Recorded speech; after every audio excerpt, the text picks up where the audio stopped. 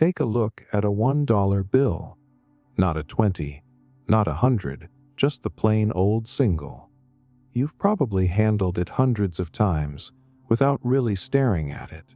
But if you flip it over and let your eyes linger on the back, there's something strange staring right back at you. A pyramid with a glowing eye floating above it. It is small, easy to ignore, yet oddly powerful once you notice it. And the question hits you, why is this even there? Who decided that a mysterious symbol of an eye inside a triangle should be printed on the most widely circulated currency on Earth? Before we continue, a quick note. Many of you watch our videos but haven't subscribed yet, so please subscribe to our channel Restwise and join our growing community. We'd also love to know where you're watching from and what time it is for you. It's amazing to see how connected we all are. If you enjoy relaxing with philosophy, psychology, and science while drifting into sleep, give this video a like and stay with us on the journey. Now, let's get back to the video. Most people think of it as some quirky design choice or maybe a nod to ancient history. But here's where it gets unsettling. That symbol is called the Eye of Providence, also known as the All-Seeing Eye. It's not just some random piece of artwork. It carries a long, heavy history that stretches back centuries. Whenever you see it, you are staring into a symbol of power, of surveillance, of control, and it's hiding in plain sight on the one piece of paper almost every American touches. Now imagine this. Every single day, millions of people exchange dollars without a second thought. Groceries, coffee, rent, debts, dreams, all wrapped up in that paper. And imprinted on it, silently watching, is this symbol that whispers a message. You are being observed. You are being guided. There is something above you. And here's the part that gets darker. Humans are wired to respond to eyes. Psychologists have studied this. When people feel like they're being watched, they act differently. More obedient, less rebellious. Even fake eyes printed on a poster can make someone less likely to steal. So the dollar bill is not just money. It is a tool of subtle influence, designed to remind you on some primal level that you're never fully free from authority. Still not convinced? Think about this. The Eye of Providence didn't just pop out of nowhere. Its roots go back to ancient Egypt with the Eye of Horus, a symbol connected to divine power and protection. Centuries later it resurfaced in Christian art, showing God watching over humanity. By the time America was founded, secret societies like the Freemasons had embraced it as a mark of higher wisdom and hidden order. And when the United States seal was being designed, out of all the possible symbols they could have chosen, this is the one that ended up at the top of the pyramid. That was no accident. The founding generation wanted to send a message to the world. This nation is guided by an invisible force, something greater than democracy, something that watches and directs from above. Now pause for a second. Why would the government of a young country place that symbol on its official seal, and later on the currency itself? This is where most people get chills, because it was not designed for you to consciously question. It was designed to sink into your subconscious, to plant the idea that power flows from above, that your freedom is granted not from within yourself, but from an authority that sees all. And what better way to make that idea permanent than to stamp it onto the very paper you depend on for survival? Every transaction becomes a quiet ritual of obedience, reinforced by an eye you may not even notice is watching. Here's where it gets even more intriguing. Symbols have power because they bypass logic. They work like mental shortcuts. You don't have to analyze them. You just feel them. Psychologists call this priming. If you see certain images enough, your behavior shifts without you realizing it. That is why advertisers flood us with logos and why religions use icons and rituals.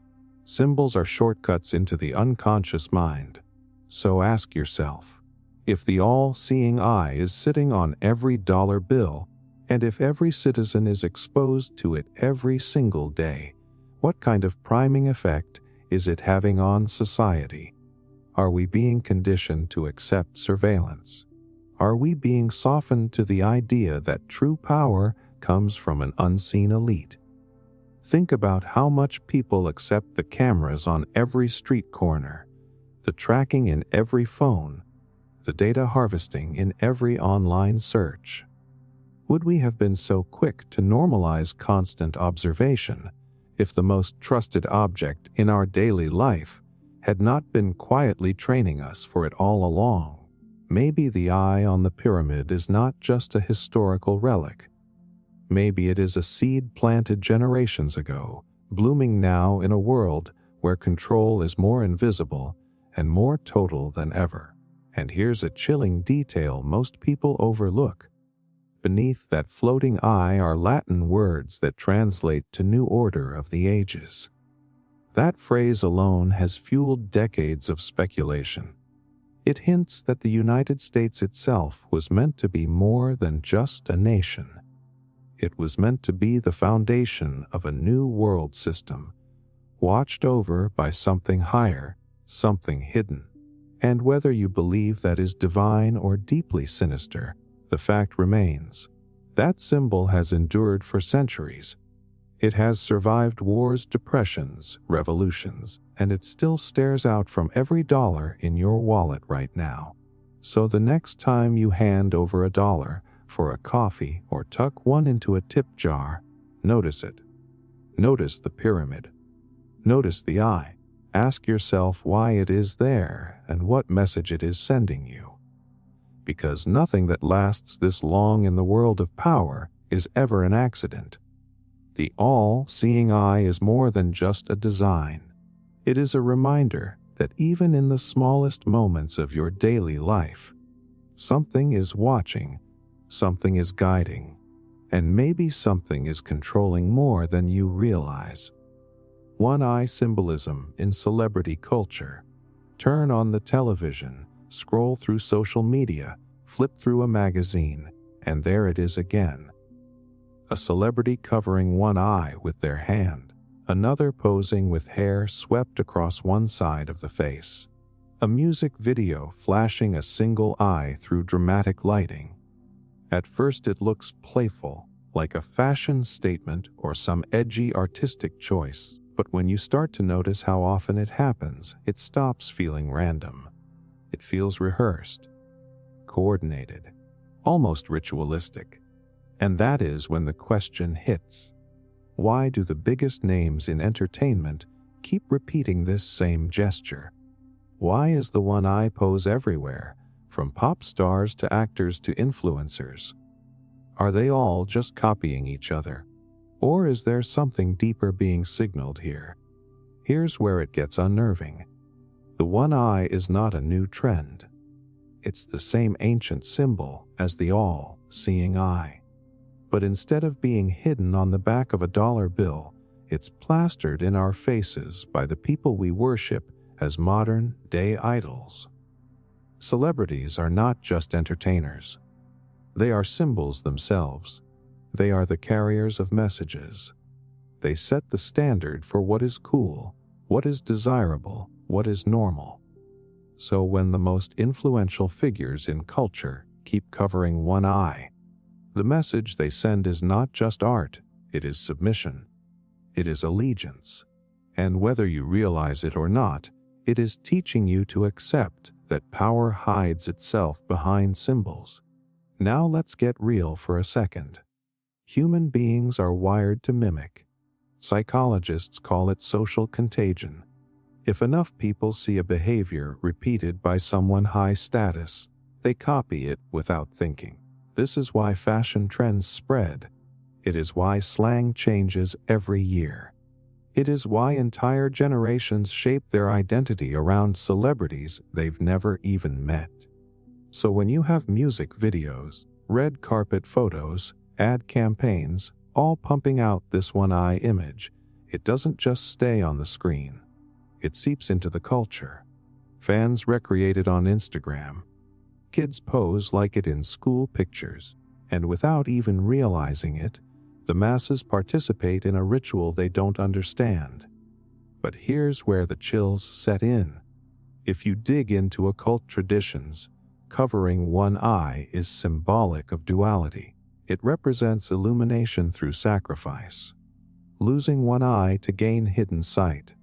In ancient myths, even gods gave up an eye in exchange for deeper wisdom.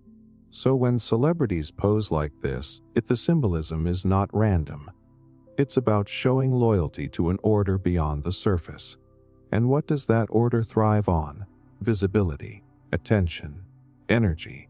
Every time you like the photo, every time you share the video, you're feeding the system that thrives on ritualized imagery. Still think it's just harmless fun? Ask yourself this: why don't we see celebrities overusing other symbols the same way? Why isn't everyone posing with both hands over both eyes? Why isn't it fashionable to highlight ears or elbows or noses? Why always the eye? Why always the same eye? When something repeats with this level of consistency across different industries, across decades, across cultures, it's not coincidence anymore, it's pattern. And patterns mean design. And the design is powerful because it operates below conscious awareness. When you see your favorite artist making the one-eye pose, you don't think of control or manipulation. You think of style. You think of confidence. You think of someone who has made it to the top. That's the trick. By embedding these symbols inside entertainment, the very thing meant to relax you, they bypass your defenses.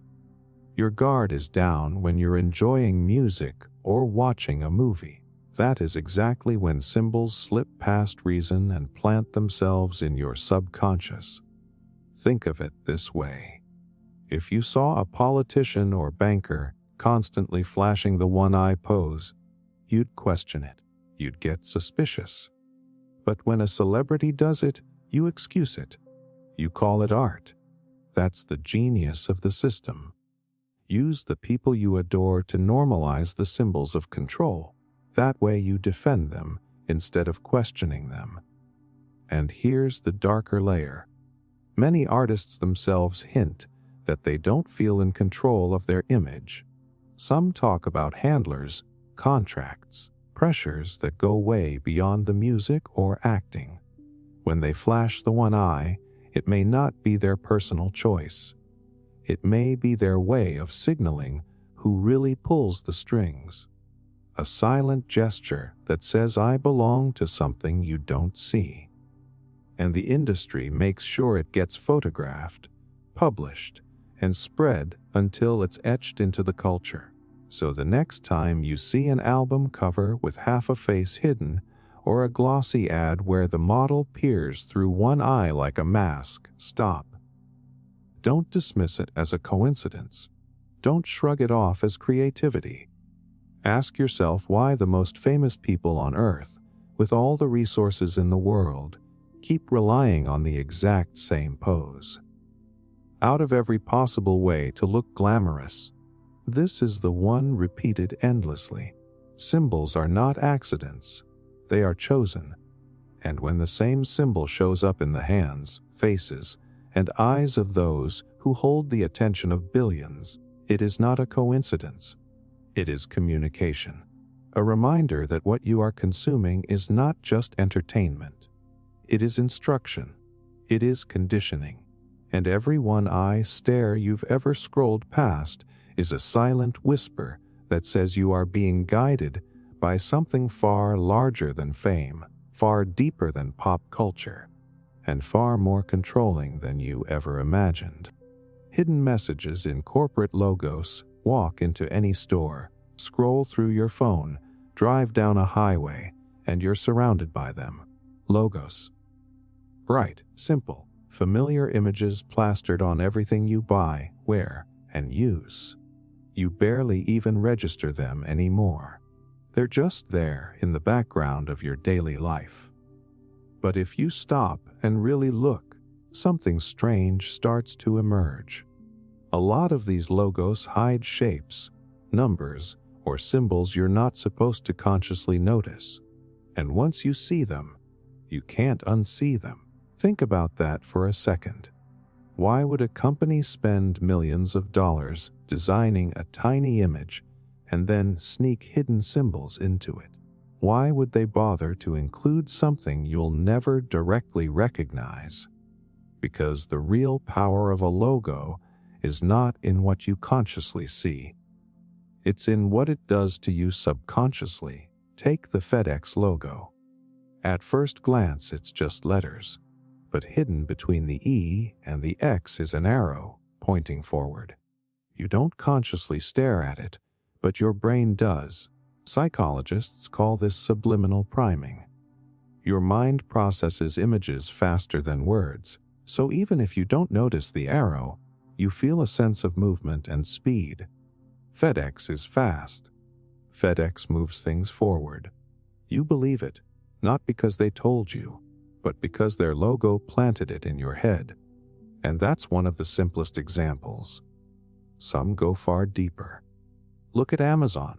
Everyone thinks the little curved line under the name is just a smile. But trace it and you'll see it's an arrow going from the letter A to the letter Z. Amazon sells everything from A to Z, but it's more than that. That arrow is also a subtle cue of connection, like a path leading you somewhere. It's meant to feel inevitable, natural, like of course you'll go from A to Z, of course you'll order from Amazon. Now here's where it gets uncomfortable. Once you start looking, you see symbols everywhere. Car brands, food brands, clothing brands, all weaving in shapes that go far beyond design. Why does Toyota's logo resemble overlapping eyes? Why does Starbucks use a crown siren straight out of old maritime myth? Why do so many banking and energy logos use triangles and pyramids, the same shapes tied to ancient power? These are not random. These are archetypes. Psychologists like Carl Jung talked about archetypes as universal symbols buried in the collective unconscious. They are shapes and ideas that evoke feelings before thought. Circles feel eternal. Triangles feel stable, but also hierarchical. Eyes feel like surveillance. Pyramids feel like power. When corporations embed these symbols into logos, they're not decorating. They're activating something primal in you. They're saying, trust us, obey us, desire us, without ever saying a word. And it works because logos are everywhere. You don't just see them once. You see them hundreds, thousands of times a week. On your screen, on your food, on your clothes, on your car. That repetition is a form of conditioning. The more your brain pairs a symbol with a feeling, the stronger the connection gets. Before long, you don't even think. You just buy. You just trust. You just follow. That's how powerful this is. Still think it's harmless. Ask yourself why big corporations pay entire teams of behavioral psychologists and brand strategists just to tweak a logo. Why would a company spend millions to change the angle of a line or the curve of a letter if it didn't matter? They know exactly how much it matters. They're not just selling you a product. They're selling you a story, an emotion, an identity. And the hidden messages in their logos are the hooks that pull you in without you realizing. Here's another chilling detail. A lot of logos use numbers or shapes tied to ancient or esoteric meanings. The Pepsi logo's current design uses proportions based on the golden ratio, the same mathematical pattern found in shells, galaxies, and the human body. coincidence? Or are they deliberately tapping into a shape your brain already recognizes as natural, balanced, and trustworthy? Look at the banking world, and you'll see columns, arches, and domes in both architecture and logos, evoking temples and cathedrals. They're not just selling finance. They're selling sacredness, stability, authority. And then there's the color psychology: red to trigger urgency, blue to trigger trust, green to trigger freshness or money, yellow to trigger warmth. None of this is random. Every shade, every curve, every hidden arrow or number is chosen to get inside your mind. You think you're choosing a brand because you like it. In reality, the brand has been shaping your feelings about it for years before you even noticed. Look at Apple. The bitten apple is not just a fruit. It's the fruit of knowledge, the forbidden fruit from the garden, the symbol of temptation and enlightenment wrapped in a shiny, minimalist design. When you buy an Apple product, you're not just buying a phone. You're participating in a myth. You're eating the apple and believing it will make you smarter, more creative, more enlightened. That's not an accident. That's branding as modern mythology. So the next time you see a logo, pause, really look, trace the shapes, find the arrows. Ask yourself what that image is whispering into your subconscious. Because the companies behind it know exactly what it's doing to you. They're not just printing pretty designs. They're building a language of symbols that bypasses your rational mind and goes straight into the part of you that makes decisions before you even know you've made them. And once you see the hidden messages in corporate logos, you'll never look at them the same way again. They're not just logos, they're spells. Spells cast with shapes, colors, and symbols you were never meant to consciously question. Until now. Disney's secret subliminals, you grew up with it. Bright castles, talking animals, catchy songs. Disney was magic. It shaped your childhood, your imagination, even your morals.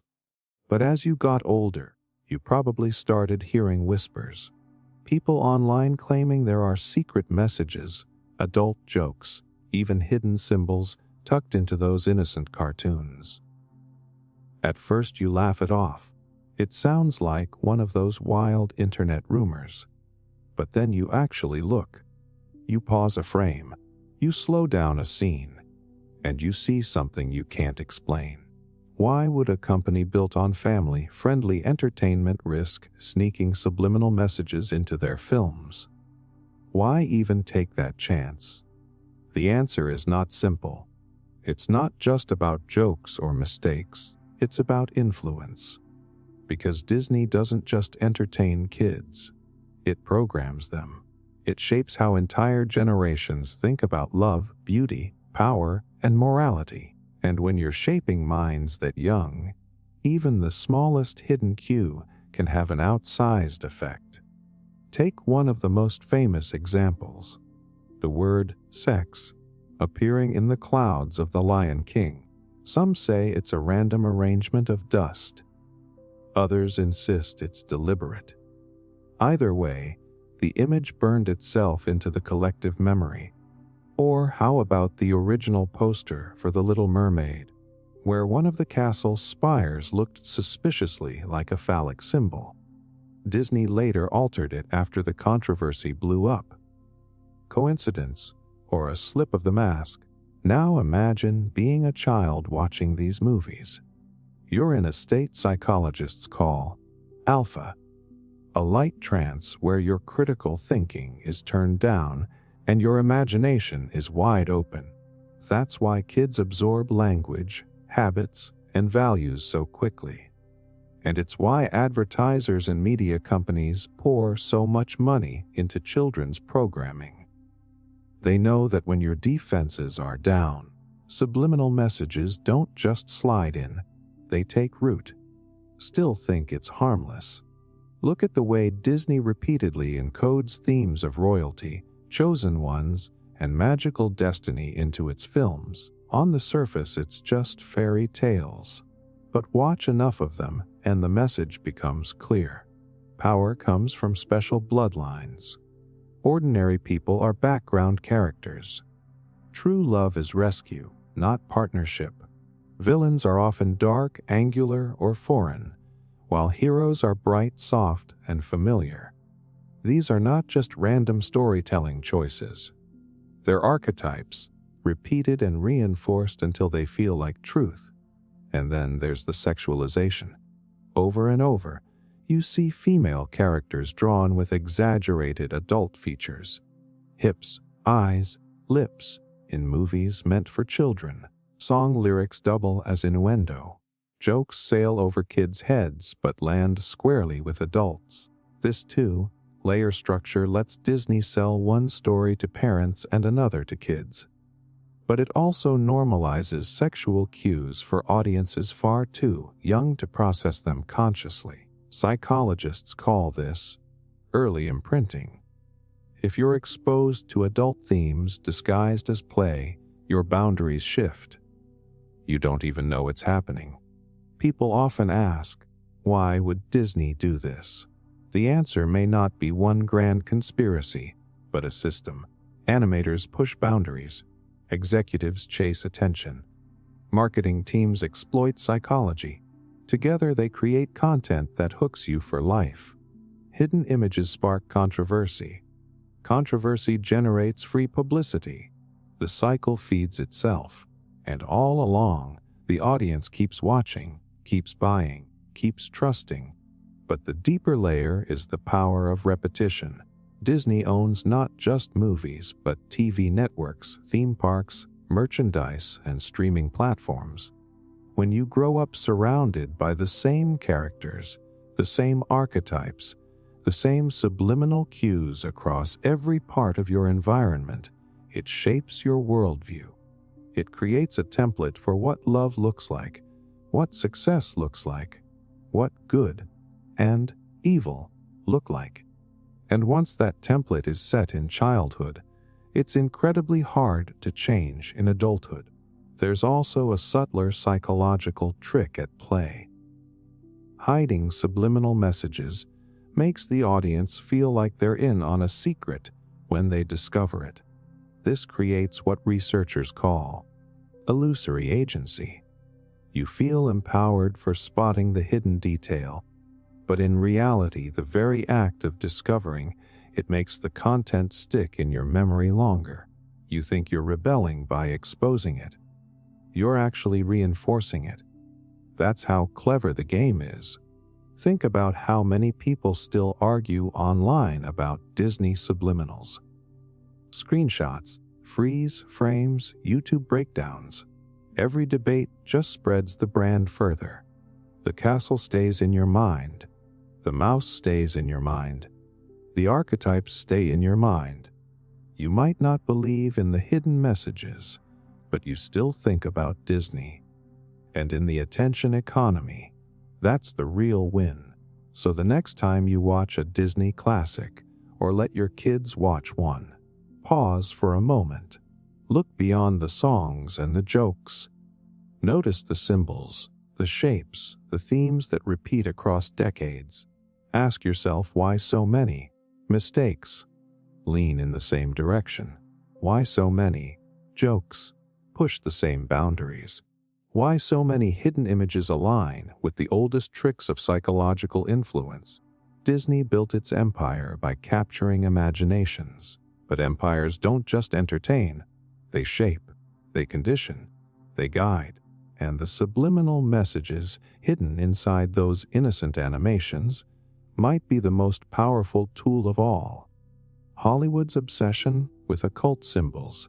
Go back and watch some of the biggest Hollywood blockbusters with fresh eyes. The action scenes, the romance, the special effects are still there, but something else starts to jump out at you. Strange symbols, hand gestures, mysterious shapes woven into sets, costumes, even dialogue. You start to notice pentagrams in background designs, pyramids hidden in architecture, characters posed with one eye glowing in the shadows. And then the question hits you. Why does Hollywood keep recycling the same symbols tied to the occult decade after decade? Maybe you brush it off at first. Maybe you think it's just aesthetic, just edgy design choices. But when you see the same imagery show up across horror films, superhero franchises, music award shows, and even children's movies, it no longer feels random. It feels intentional. Hollywood, the dream factory, is also a symbol factory. And the symbols it pushes are not picked by accident. Here's where it gets interesting. Occult symbols are powerful because they operate on two levels. On the surface, they feel like decoration. A triangle here, a star there, a strange eye on a poster. But on a deeper level, they carry meaning that has been used for centuries in secret societies, mystery schools, and ritual practices. The word occult doesn't just mean dark magic. It means hidden. These symbols are ways of communicating messages to those who understand, while the masses see only entertainment. Think about how many times you've seen a character stand inside a circle marked with strange runes, or a ritual scene framed by torches and triangles.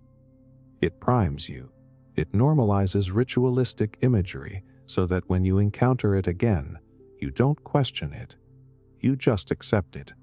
Psychologists call this desensitization. Expose someone to something shocking enough times, and it stops feeling shocking. Hollywood uses this over and over. Take imagery once reserved for secret initiations, put it on the big screen, and suddenly the occult feels mainstream. Let's take superheroes, for example. Iron Man's chest piece is a glowing circle. Doctor Strange literally practices sorcery, casting spells with hand signs pulled straight from grimoires. Thor wields a hammer tied to Norse mythology. These aren't just creative inventions. They are ancient symbols repackaged as entertainment. The public consumes them as popcorn fun, but the subconscious absorbs them as familiar, trusted archetypes. And it's not just in the movies. Look at award shows. Elaborate stage designs filled with pyramids, checkerboard floors, fire rituals, and eyes staring from massive screens. Why would a music award ceremony look like a scene out of an esoteric ritual temple? Why would pop stars consistently be framed inside symbolic portals, cubes, and circles? This is not random stage lighting. This is symbology being broadcast to millions under the cover of performance. Now, ask yourself why. Why would an industry obsessed with money and fame care so much about weaving ancient occult symbols into everything it does? Because symbols bypass logic. They work on the subconscious, the emotional, the primal part of you. A pentagram doesn't need a lecture to make you feel something. A pyramid doesn't need explanation. An eye staring down at you instantly creates the sensation of being watched. Hollywood is in the business of emotional manipulation. That's why its stories make you cry, cheer, and fear, and symbols are the most efficient emotional shortcuts. Here's where it gets darker. The repetition of these symbols across countless films and shows creates what researchers call cultural imprinting. When an image is repeated enough, it becomes part of the cultural wallpaper. No one questions it anymore. You've seen it too many times. A pentagram isn't strange. It's just another horror movie. A pyramid isn't suspicious. It's just set design. An eye isn't threatening. It's just a poster. And that's the point. The most powerful way to hide something is in plain sight, disguised as entertainment. Still skeptical? Consider this. Many of the biggest Hollywood insiders are openly tied to groups fascinated with mysticism, esotericism, and hidden knowledge. Directors weave Masonic floor patterns into their sets. Costume designers slip alchemical symbols into wardrobes.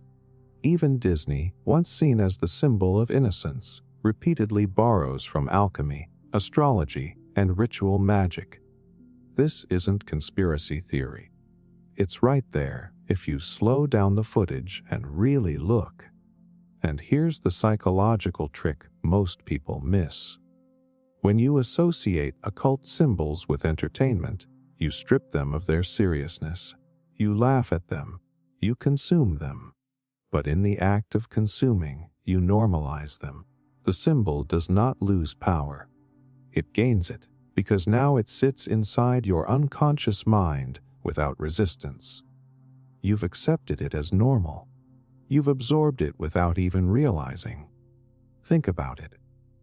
How many people now casually use hand signs, wear jewelry with ancient sigils, or tattoo themselves with symbols they barely understand, all because Hollywood made them look cool? That is influence at its deepest level. It's not about getting you to believe in magic. It's about getting you to carry symbols of power into your own life, voluntarily, proudly, unknowingly. So the next time you watch a film or scroll past a red carpet event, don't just focus on the actors or the plot. Look at the backdrop. Look at the set design. Look at the posters, the hand gestures, the repeated shapes. Ask yourself why these ancient symbols keep showing up in the most powerful entertainment industry in the world. Ask yourself why the people who control images and stories seem so obsessed with the same esoteric language used by secret societies for centuries. Because Hollywood doesn't just tell stories, it casts spells, and the symbols it repeats over and over are not decorations. They are the grammar of control, the alphabet of influence, the language of power, and whether you recognize them or not, your subconscious has been fluent in them for years. The Illuminati pyramid of power. Picture a pyramid. Not the crumbling stone monuments in the desert, but a sleek, invisible one towering over our entire society. Most people never see it. They live their whole lives at the base, busy climbing, competing, surviving. But every now and then you catch a glimpse of its shape. On the back of a dollar bill, in a corporate logo, in the language of politicians, and you feel a chill, because the pyramid isn't just an ancient design, it's a map of power, and at its very top sits an unseen elite that the world has come to call the Illuminati. For most, the word Illuminati sounds like a joke, a conspiracy theory whispered in internet forums. But that's exactly how power hides, behind a mask of ridicule. The truth is that the pyramid is not a fantasy. It's a model of how control really works. You live on the lower levels. The decisions that shape your life are made far above you by people you will never meet, using mechanisms you're not supposed to understand. Look at the base of the pyramid. This is where the masses are. Ordinary people working jobs, paying bills, distracted by entertainment, fighting over politics. This level is crowded, chaotic, full of noise. It's kept this way for a reason. Chaos keeps people too busy to see the bigger picture. Above that is a smaller layer. The institutions you're told are in charge. Governments, parties, courts, media. They give the illusion of choice, but they all take their cues from the levels above. Climb higher and the layers thin out. Banks, multinational corporations, think tanks, global policy groups, organizations so wealthy and interconnected they operate above national laws. These entities are not accountable to voters. They are accountable only to profit and to each other. They shape policy, fund campaigns, control information flows, and decide which leaders rise and which fall. Most people never even hear their names. And at the top, the smallest level of all, is a point so narrow it's practically invisible. This is the apex of the pyramid, the inner circle, the families and networks whose wealth and influence span centuries, the ones who don't appear on magazine covers, who don't run for office, but who decide which narratives dominate culture. This is what people mean when they say Illuminati, not a secret club meeting in robes, but an interconnected elite whose power is hidden in plain sight, organized like a pyramid. Here's where it gets fascinating. The pyramid isn't just a convenient shape. It's a symbol. Wide at the bottom to hold the weight, narrow at the top to concentrate the power. This isn't just how society accidentally evolved. This is how hierarchies are designed. In ancient Egypt, the pharaohs ruled through a priesthood that controlled knowledge. In medieval Europe, kings ruled through churches that controlled belief. Today, elites rule through corporations and media that control perception. The structure stays the same. Only the surface changes. And why the pyramid with an eye at its top? Because it represents illumination, the idea that those at the top see everything while those below see nothing. It's surveillance and secrecy combined. It's the promise of enlightenment for the few and blindness for the many. That's why the symbol endures. That's why it's on your money. That's why it appears in movies and logos. It's a visual spell that tells you, without words, who's really in charge. Psychologists have shown that hierarchies like this work because people are conditioned to accept authority from above.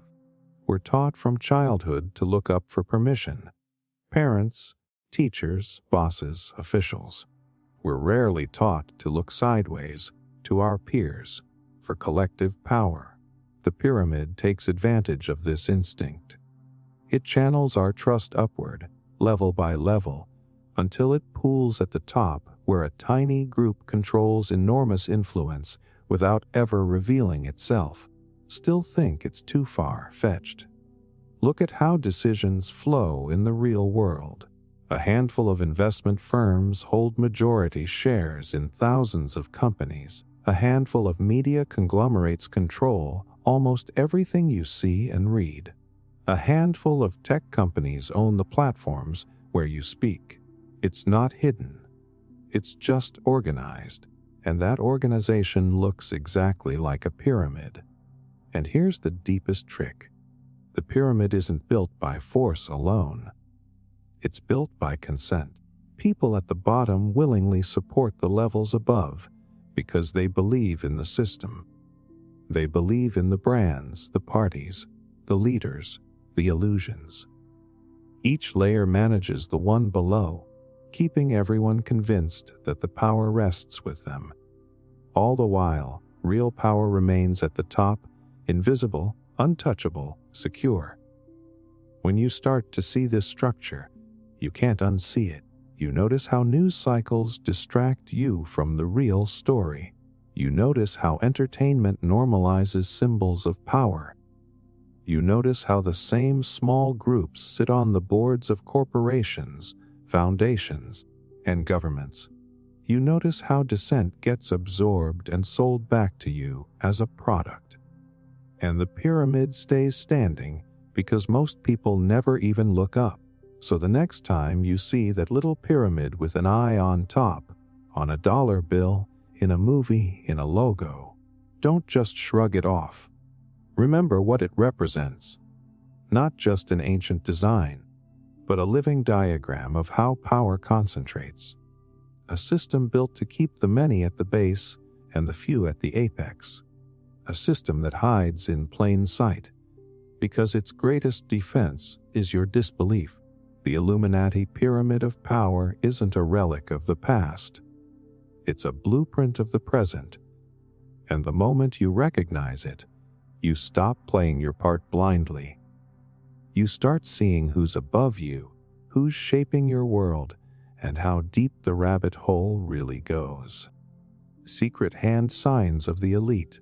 Watch the next time a world leader gives a speech, a tech billionaire poses for a magazine cover, or a celebrity steps onto a red carpet. Their hands aren't just resting casually. They're placed deliberately. Fingers forming shapes, palms angled just so, gestures held a little too long to be random. Once you notice it, you start seeing it everywhere.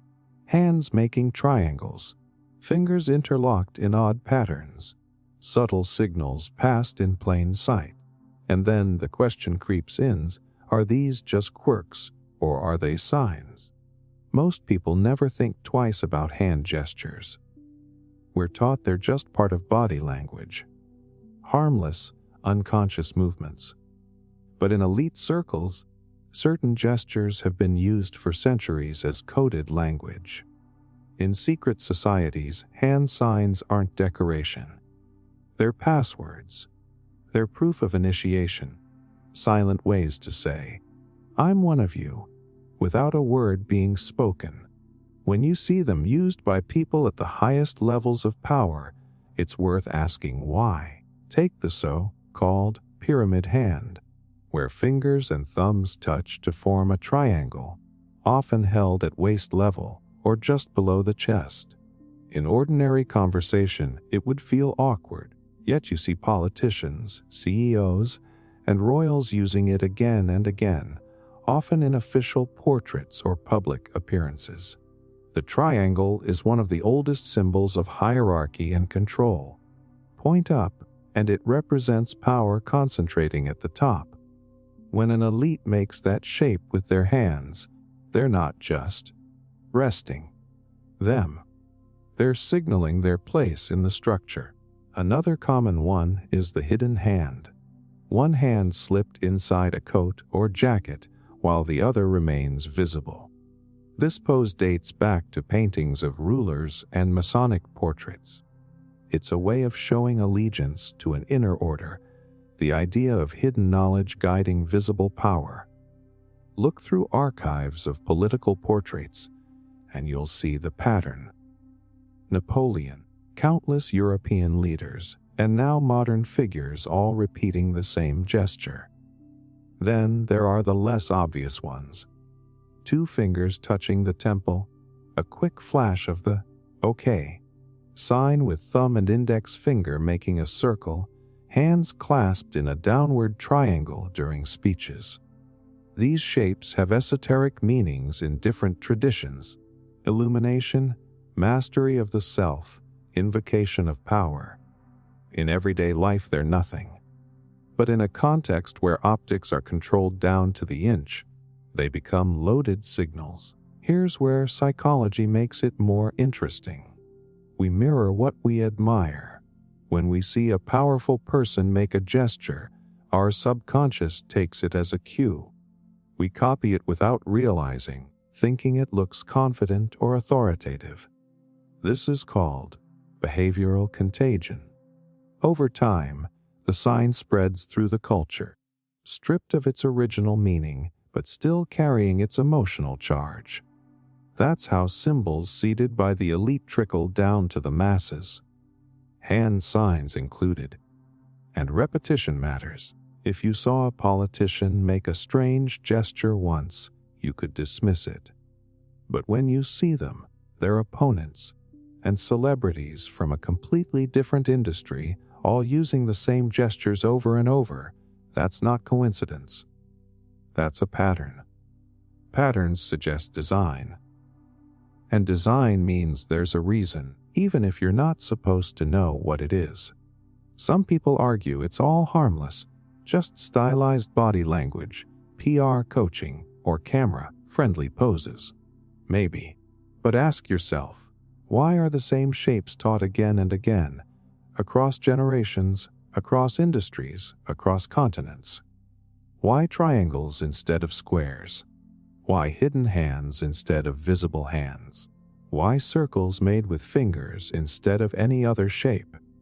When an action repeats with that much consistency at that level of society, it's not random. It's ritual. Hand signs also work because they're plausible deniability built in. A symbol drawn on paper can be traced. A speech can be transcribed. But a quick flash of fingers, a subtle placement of hands, can always be brushed off as coincidence.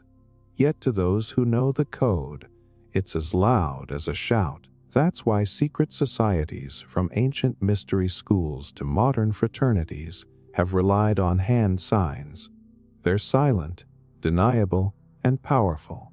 And there's another layer most people don't think about. Gestures aren't just signals to other insiders. They're also micro rituals for the person making them. Forming a triangle with your hands or pressing your fingertips together activates certain psychological states. Confidence, control, focus. That's why coaches teach power poses before speeches. The elite have known this for centuries. Their signs are not just messages. They're tools to anchor themselves in power while they're projecting it. Once you start paying attention, you'll see these gestures everywhere. In boardrooms, in courtroom sketches, in music videos, in magazine spreads. You'll also start noticing how the media often frames them.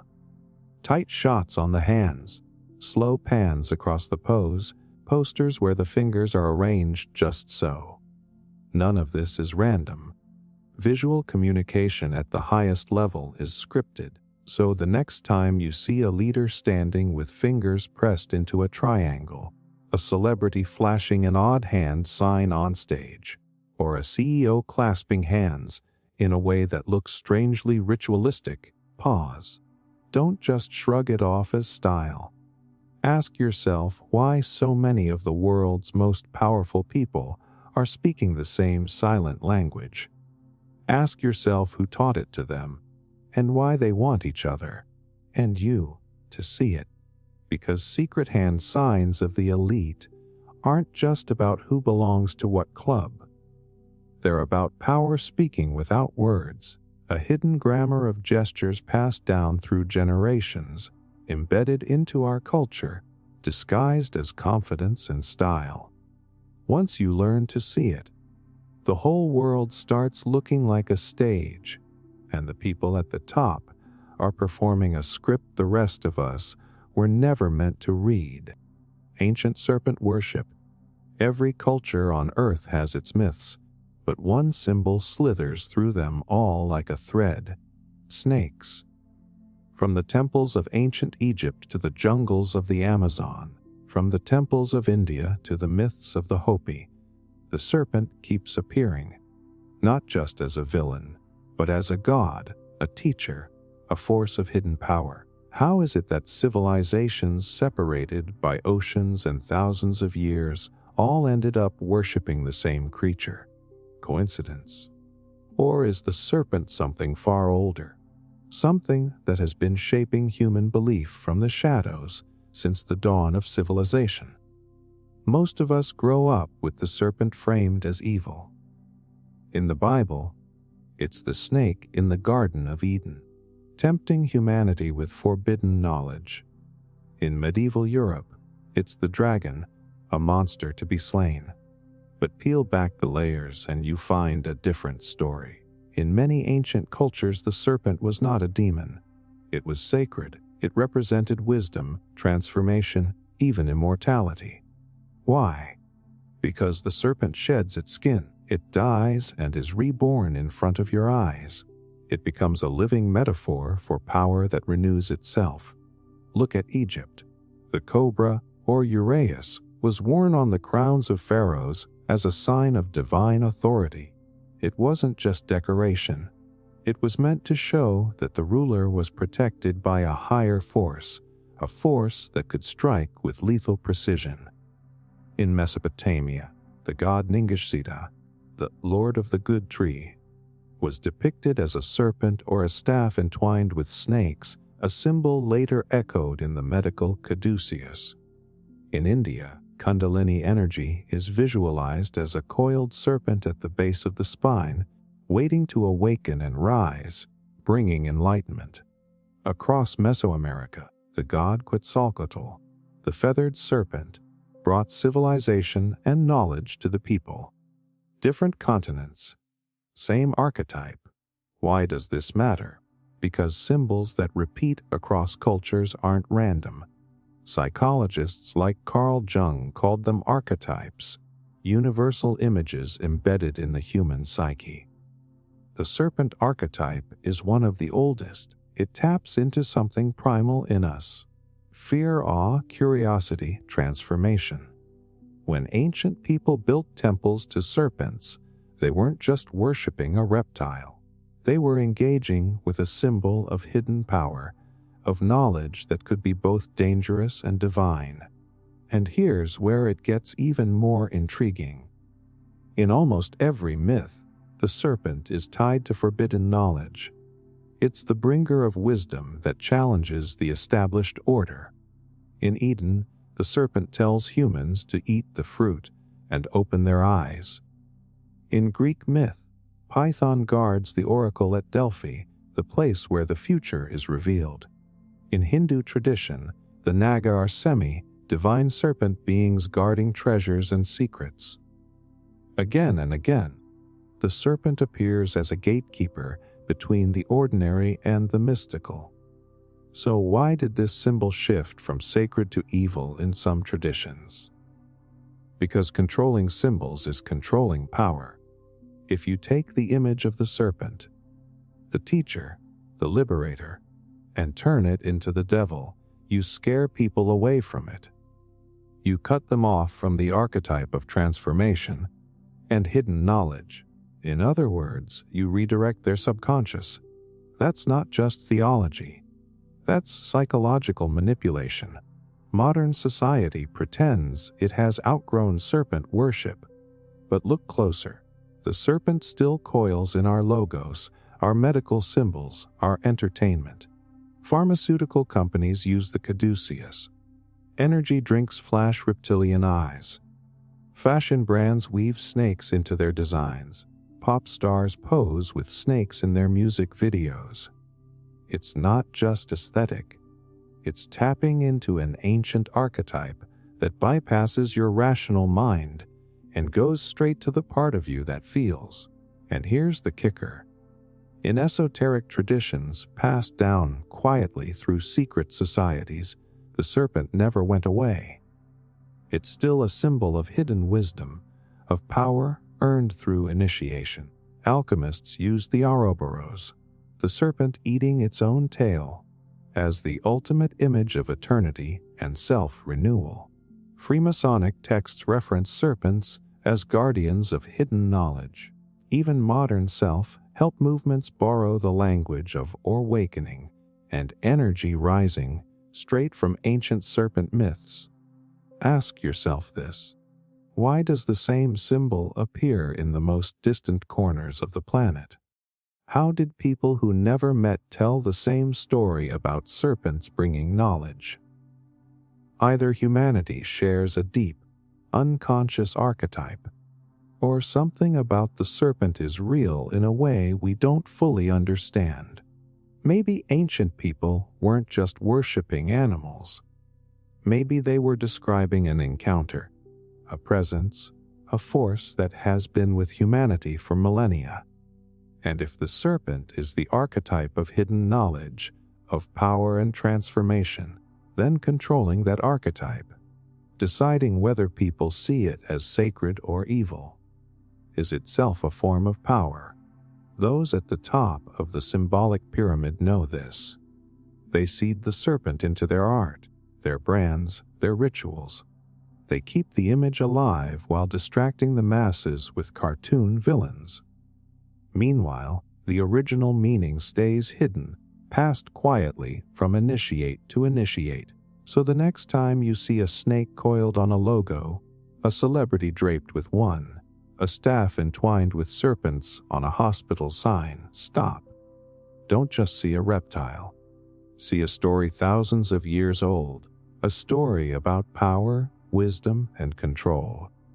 Ask yourself why a creature that slithers on the ground ended up on the crowns of kings, in the temples of priests, and in the myths of every continent. Because ancient serpent worship isn't a dead religion, it's a living code. And once you start to recognize it, you begin to see how deep it coils through history, culture, and power, still shedding its skin, still reborn, still whispering its message to anyone brave enough to listen. The Baphomet and Duality. In the hidden corners of occult history, there's one image that keeps reappearing, unsettling and magnetic at the same time. A winged figure with the head of a goat, sitting cross-legged, one arm pointing up, one arm pointing down. This is the Baphomet. Even if you've never studied it, you've probably seen it on metal album covers, in conspiracy videos, or flashed briefly in a movie scene.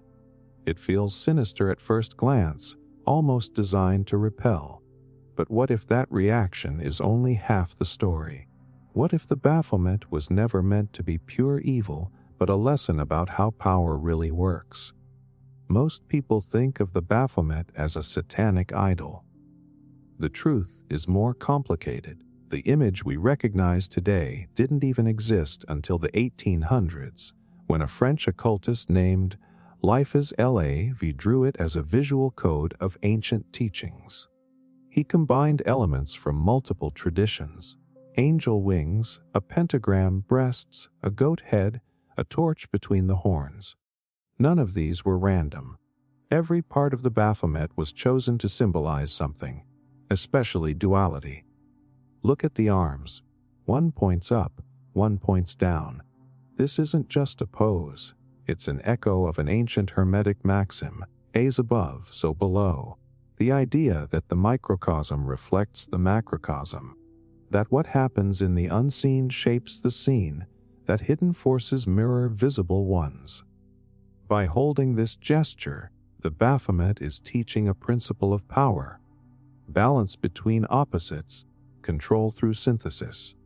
The same duality runs through the rest of the image.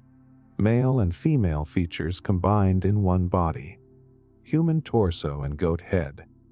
Dark wings and a glowing torch of light. Even the hands are marked with the words solve and kogula, to dissolve and to join together. This is not just symbolism for mystics. It's a blueprint of how transformation happens. Break something apart, recombine it in a new order, and you create something stronger than before. Alchemists used the same process to describe turning lead into gold. Rulers and elites use it to describe turning chaos into control. And here's where it gets unsettling. The Baphomet is not simply an occult curiosity. It's a visual manifesto. It says power comes from uniting opposites, good and evil, male and female, above and below. If you can hold contradictions without collapsing, you control both sides. This is the logic behind divide and conquer. This is the logic behind political theater. Create two poles, two parties, two teams, and stand above them while the masses fight. From up there, you control the whole game. Think about how often we see this dynamic in our world. Right versus left, east versus west, order versus chaos. We're taught to pick a side, to fight for one half of the duality. But what if the real power sits not in either side, but in the space that holds them both? That's what the Baphomet represents. Control through integration, not participation. Psychologists call this integration of the shadow. When you deny the parts of yourself you don't like, they control you. When you acknowledge them, you gain power over them. The Baphomet takes that idea to a cosmic level. It's not about worshiping a goat-headed figure. It's about understanding how hidden forces, light and dark, work together to shape reality. Those who master that knowledge become the architects. Those who ignore it stay the pawns. And yet, by turning the Baphomet into a symbol of pure evil, mainstream culture flips the script. It tells you to fear the image, to recoil from the lesson. Meanwhile, the elites quietly use the principle it encodes. They dissolve and recombine societies, values, economies. They hold opposites in their hands, while the public stays locked in black and white thinking. Look at the entertainment industry. How often do you see artists posing with one hand up and one down, dressed in black and white, merging masculine and feminine themes, blending sacred and profane? This isn't just edgy styling. It's the same duality packaged for mass consumption. By normalizing it on the surface, the deeper meaning slides into the subconscious unexamined. Even the goat head itself has layers. In astrology, the goat represents Capricorn, the sign tied to ambition, authority, and the climb to the top of the mountain. In ancient fertility rites, the goat symbolized vitality and raw life force. Combine that with angel wings and a torch of knowledge, and you get an image not of a devil but of power, earthly, spiritual, and intellectual, unified. That's not an accident, that's a message. Still skeptical? Ask yourself why this particular image, created in the 19th century, has become so central to pop culture debates about hidden power. Why not another symbol? Why not a lion or an eagle or a tree? Because the Baphomet encapsulates the secret. The powerful live by opposites are not enemies, they're ingredients. Master them, and you master everything built on them. So the next time you see that goat-headed figure flash across a screen, carved into a statue, or printed on a shirt, pause. Don't just recoil. Don't just assume you're looking at evil. Recognize that you're looking at a coded lesson, a mirror of how control operates, a warning even. Those who understand the principle of duality can stand above the fight. Those who don't will always be trapped inside it. The Baphomet isn't a monster to defeat. It's a symbol of how the game is played. And once you decode it, you start to see the same pattern everywhere, in politics, in media, in culture, in yourself. As above, so below. As within, so without. Power through duality. That's the real secret hiding in plain sight. Sacred numbers. Numbers aren't just math. They're language. Long before calculators and spreadsheets, ancient cultures treated numbers as living forces. Keys to the universe, carriers of hidden meaning. And some numbers kept appearing again and again, whispered in temples, carved into stone, woven into rituals. 3, 7, 9, 11, 13, 33. Why these? Why so consistent across time and culture? Either the ancients were all obsessed with the same coincidences, or these numbers encode something deeper about how power and reality work. Start with 3. In almost every spiritual system, 3 represents completion: birth, life, death, mind, body, spirit, past, present, future. The triangle, the simplest stable shape, embodies this. That's why pyramids, tridents, and triple deities dominate myth. In Christianity, it's the Father, Son, and Holy Spirit. In Hinduism, it's Brahma, Vishnu, and Shiva. 3 is the number of structure, the minimum needed to create a pattern. That's why the elite love triangles. They're not just geometry. They're a code for stability and power balanced on 3 points. Then there's 7. This number shows up so often it almost feels programmed into reality. 7 days of the week. 7 visible planets in ancient astronomy. 7 notes in a scale. 7 chakras in the body. 7 wonders of the ancient world. Psychologists have even found that the human mind naturally chunks information in groups of 7.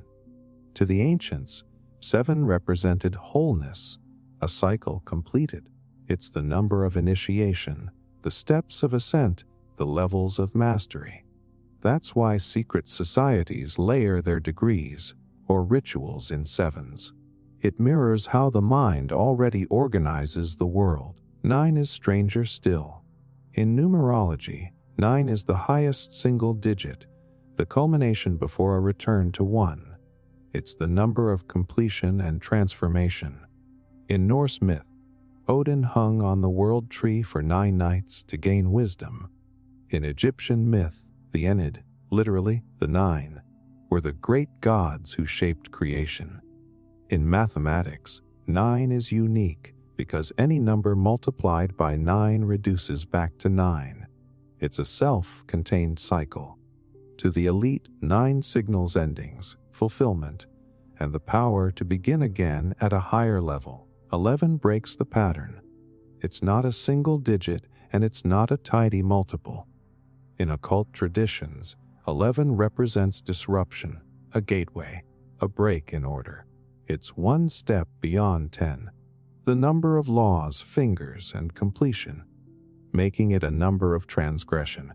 That's why major events often cluster around this number, either by design or coincidence. 11th day, 11th hour.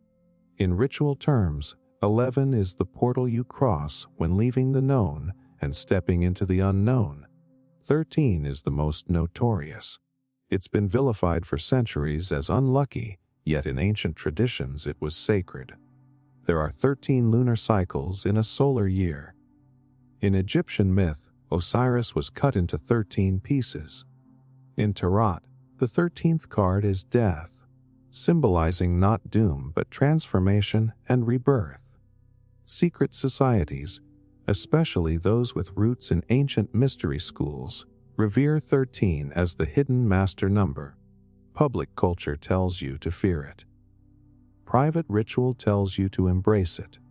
That's how you control the archetype, by flipping its meaning for the masses. And then there's 33, the crown jewel of sacred numbers.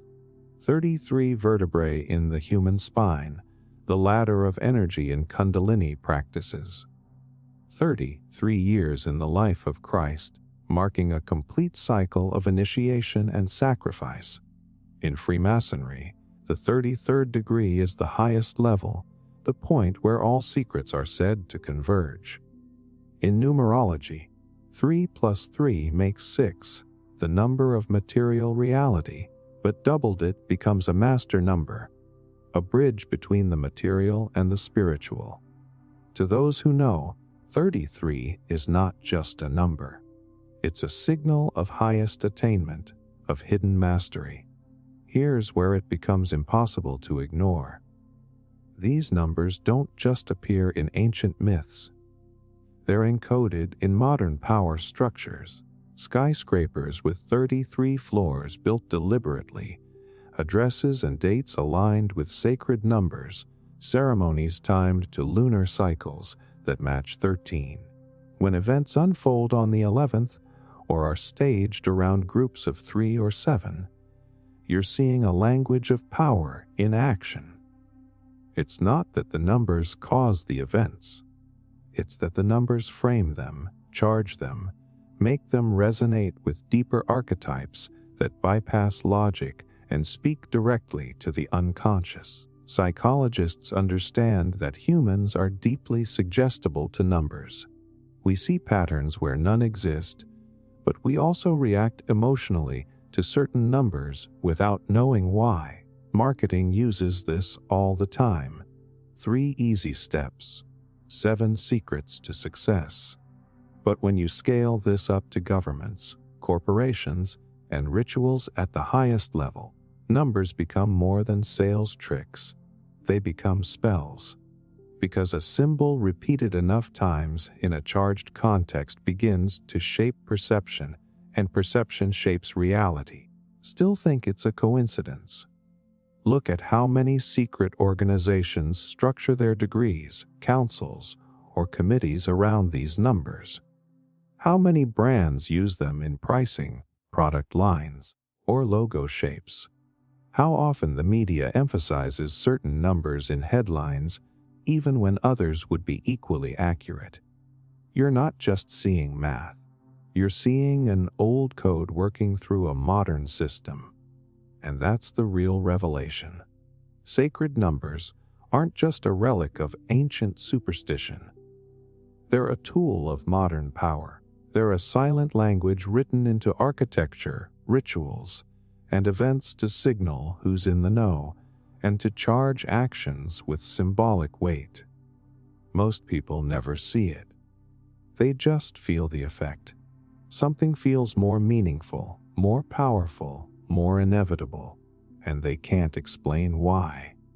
So the next time you see a headline about a major event on the 11th, a building with 33 steps, a ceremony divided into 3 or 7 stages, or a logo built from triangles and circles, arranged just so, stop. Don't just see numbers, see the code. Ask yourself why these specific numbers appear and who benefits from embedding them into your world.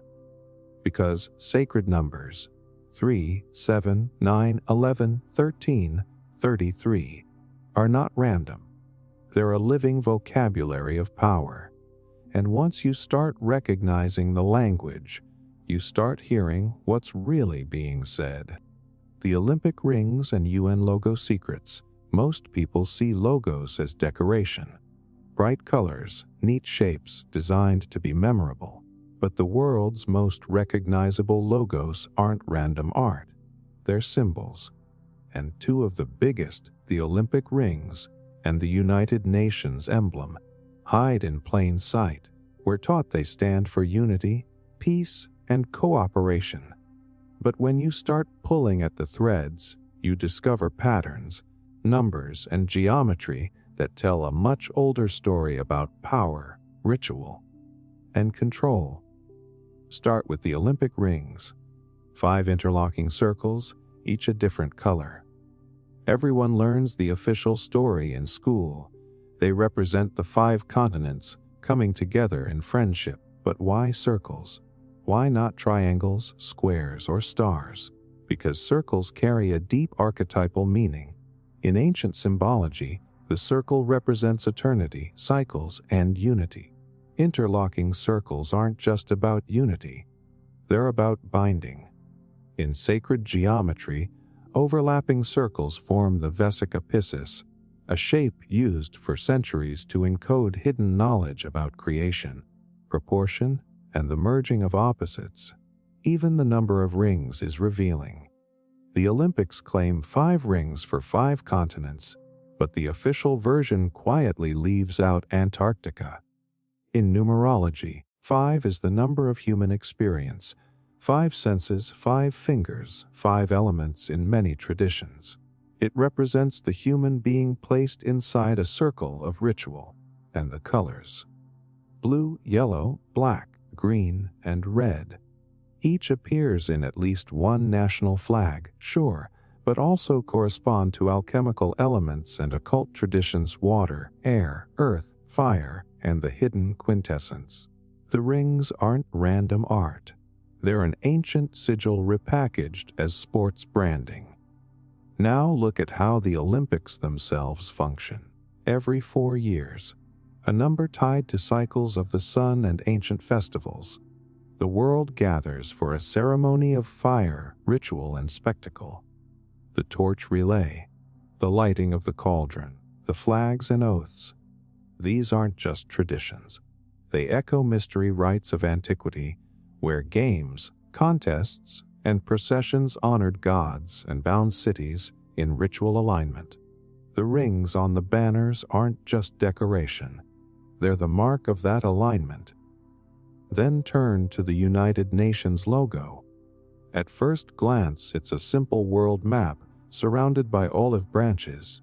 Peaceful, right? But study the geometry. The map isn't drawn like a normal projection.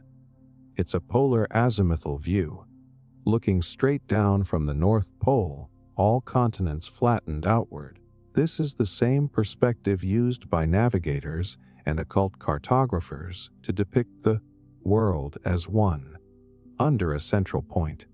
Why choose that angle instead of the far more familiar Mercator projection? Because it symbolically places everything under a single center. Now count the segments. The map is divided into 33 sections. That's not a guess. You can count the radial lines. 33 is the highest degree in Freemasonry. It's the master number of initiation, the completion of a hidden journey. Why would a global organization that claims neutrality build that number into its emblem? Maybe coincidence, maybe tradition. Or maybe it's a signal for those who know the code. The olive branches themselves echo ancient symbols of victory and consecration. In Roman times, wreaths of olive and laurel crowned generals returning from war. In Greek rituals, they signaled peace through dominance. The UN logo frames the world with that same image, branches surrounding a map under central control. Peace, yes, but peace enforced through a singular structure. Psychologists understand that symbols bypass logic and go straight to the subconscious. When you see interlocking circles, your brain reads unity, eternity, inevitability. When you see a map from above, your brain reads totality, oversight, control. When you see 33 divisions, your subconscious may not register it consciously, but the number still carries an emotional charge built up over centuries of hidden use. The masses see a friendly logo. The initiated see a ritual mark. Still skeptical? Ask yourself why the Olympic opening ceremonies look more like theatrical rituals than sports events. Torches, chanting, dancers forming ancient symbols, flags circling a cauldron. Ask yourself why the UN emblem hides the one continent no one governs, Antarctica, and places the rest of the planet under a radiating grid. Ask yourself why the number 33 appears again and again at the top levels of organizations tied to global unity. This isn't about saying the Olympics or the UN are secretly run by one hidden order. It's about seeing how symbols work. When you take the oldest sacred shapes, circles, grids, branches, numbers, and weave them into a global brand, you're not just decorating, you're charging the public mind with an archetype. Unity framed as inevitability, peace framed as oversight, competition framed as ritual. Because symbols are more than art, they're spells. They tell your subconscious how to feel about something before you even think about it. Interlocking rings tell you, we're all in this together. A world map under branches tells you, the whole planet belongs inside one circle of authority. Once those images are burned into your mind, the ideas they carry go with them, unnoticed but active. So the next time you watch the Olympic torch enter a stadium, or you see the UN logo on a podium, pause. Don't just see branding. See the geometry, the numbers, the archetypes. 5 interlocking circles forming ancient patterns. A 33-segmented map framed by branches of victory. Ask yourself why these designs persist, who chose them, and what message they're meant to plant in your mind. Because the Olympic rings and the UN logo aren't just symbols of unity and peace. They're a living code. And once you learn to read it, you'll never look at these harmless logos the same way again. Obelisks in Washington, London, and Rome. Walk through Washington, London, or Rome and you can't miss them. Tall, narrow, tapering monuments that pierce the sky. Obelisks. They feel ancient, powerful, almost otherworldly. Most tourists snap pictures, maybe read a plaque or two, and move on. But if you pause and really look, you start to realize something strange. These monuments aren't just decorative. They are symbols. They are markers of power, and they are deliberately placed to tell a story about control, ritual, and influence that stretches across centuries. The obelisk originates in ancient Egypt. The pharaohs built them as monuments to the sun god Ra, symbols of eternal life, divine authority, and connection between heaven and earth. The shape is no accident. Tapering and pointed, It channels attention upwards, literally directing your gaze to the sky, the divine, the source of power. Every surface was often covered in hieroglyphs, encoding knowledge, achievements, and cosmic order. To the Egyptians, these weren't just stones. They were communication devices between the earthly and the spiritual. Now jump forward thousands of years. Rome conquers Egypt, and suddenly obelisks start appearing in the heart of the empire.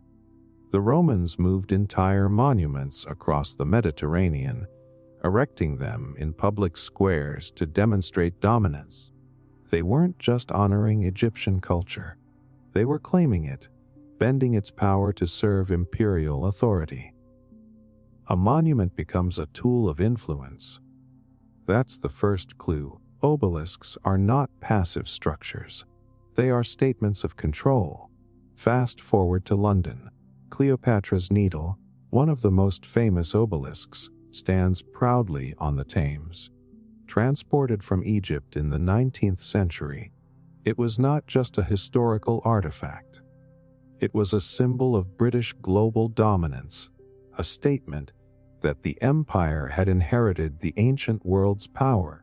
The obelisk here functions the same way the Romans used them, drawing the eye, claiming legacy, asserting authority.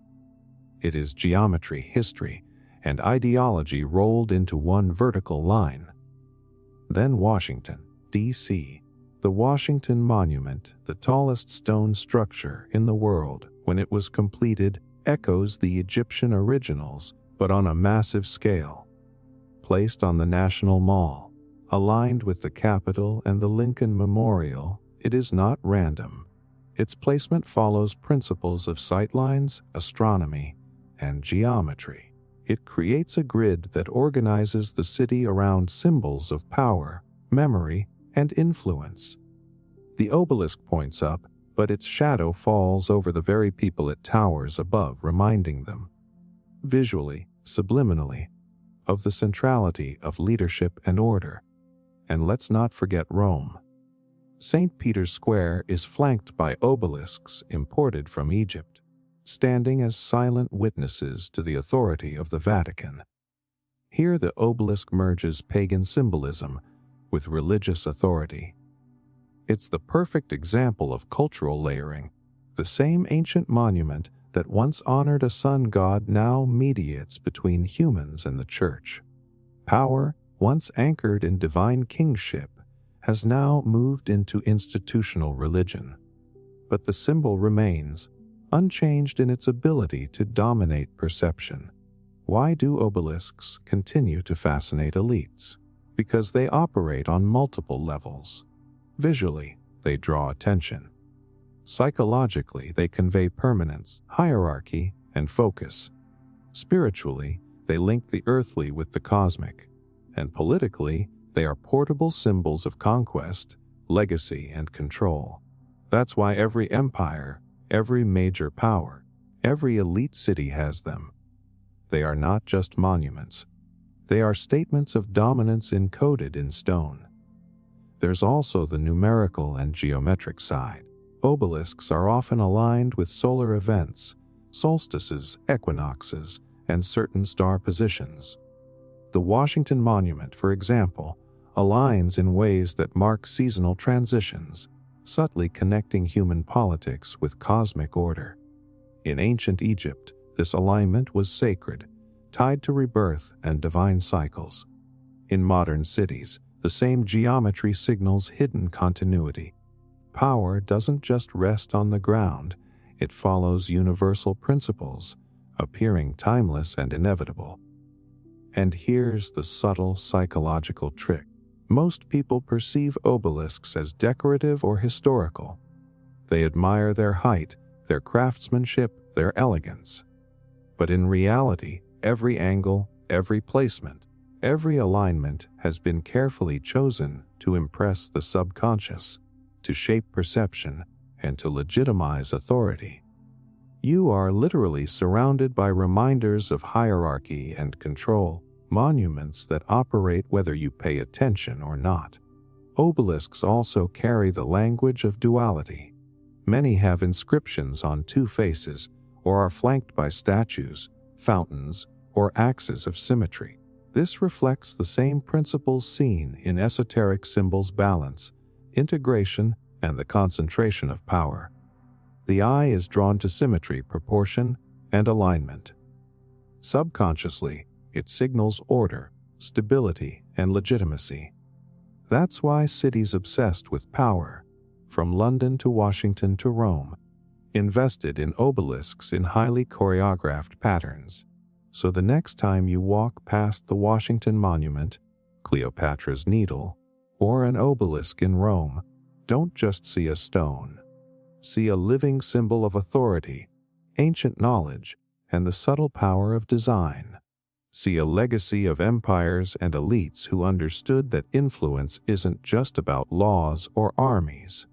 It's about monuments, alignment, and symbols that communicate dominance without a single word. Obelisks have survived millennia for a reason. They are vertical arrows pointing to the sky, markers of conquest, channels of cosmic energy, and reminders of who controls perception. From the pharaohs to modern governments, the message is the same: power endures. And sometimes, the simplest stone tells the deepest story. Skull and Bones' hidden influence. In a quiet courtyard at Yale University sits a windowless stone building the students call the Tom. No tours, no photos, no open doors. From the outside it looks almost abandoned. But inside, one of the most secretive societies in American history has been meeting for nearly 2 centuries. Its name sounds like something from a pirate flag, Skull and Bones. But its reach touches presidents, justices, CEOs, and intelligence agencies. It's not a rumor. It's a pipeline of power hiding in plain sight. Most people treat secret societies like urban legends, spooky stories to spice up college lore. But Skull and Bones is real. Founded in 1832, it began as an elite club for Yale's most connected students. Membership was capped at 15 seniors a year. No exceptions. Those selected, called bondsmen, were groomed in rituals, oaths, and networks that stretched far beyond campus. Over time, the group became less about student fun and more about building a lifelong fraternity of influence. The symbolism alone is striking. The skull and crossed bones, a universal emblem of mortality, plastered on its doors and artifacts. Why choose a symbol of death for a brotherhood of privilege? Because death is the great equalizer, but it's also the threshold of transformation.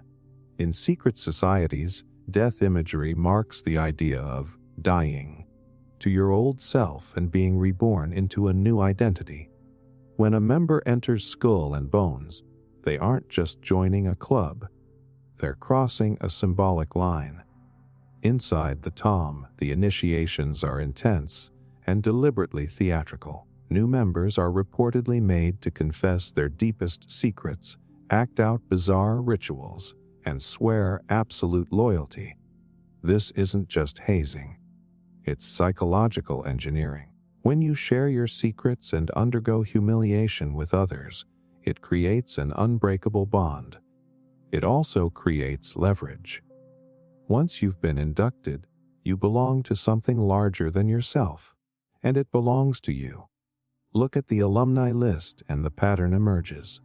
Presidents William Howard Taft, George H.W. Bush, and George W. Bush, cabinet secretaries, senators, CIA directors, Supreme Court justices, Fortune 500 CEOs, media executives, think tank founders. The network extends across both political parties, across industries, across generations.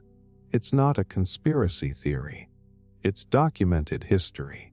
The question isn't whether Skull and Bones exists. It's how much influence it exerts through its members. And here's where it gets even more revealing. Skull and Bones members don't simply hold power individually. They occupy key nodes of decision-making. Intelligence agencies, financial institutions, foreign policy councils, media boards. The effect isn't always direct, one bonesman calling another to issue an order. It's subtler. Shared worldview, shared loyalty, shared initiation. When people who've undergone the same rituals rise to the top of different fields, they instinctively coordinate, even without formal meetings. That's how hidden influence works. Even the building's design hints at this mindset. The tomb has no windows. Its interior is lined with macabre relics, skulls, coffins, flags, even rumored artifacts from historic figures. This isn't random decor. It's a sensory environment meant to impress on members the seriousness of what they're joining. It tells them they're part of a lineage that transcends ordinary society. That belief creates confidence, entitlement, and secrecy. Perfect ingredients for wielding influence from behind the scenes. Psychologists know that when you create a strong in-group identity, especially one reinforced by secrecy and ritual, you produce a level of loyalty and cooperation that outsiders can't replicate. Military units use it. Intelligence agencies use it. Secret societies perfected it centuries ago. Skull and Bones is a textbook case. Select a tiny elite, subject them to intense bonding, then scatter them into positions of power where they unconsciously coordinate.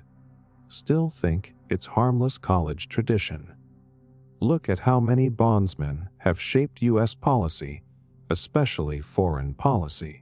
Look at how many sit on corporate boards or lead foundations with global reach. Look at how quickly members ascend compared to peers. This isn't random. It's structure. It's the pyramid in action, but horizontal, threads woven through every sector, converging back to the tomb. And the secrecy isn't just for drama. It's functional. When no one knows exactly what happens inside, you can dismiss all criticism as speculation. You can build a myth around yourself while operating without oversight. That's why Skull and Bones has survived for nearly 200 years while other societies faded. It's not about rituals in a room. It's about control of perception outside it. Even the name Skull and Bones signals hidden duality.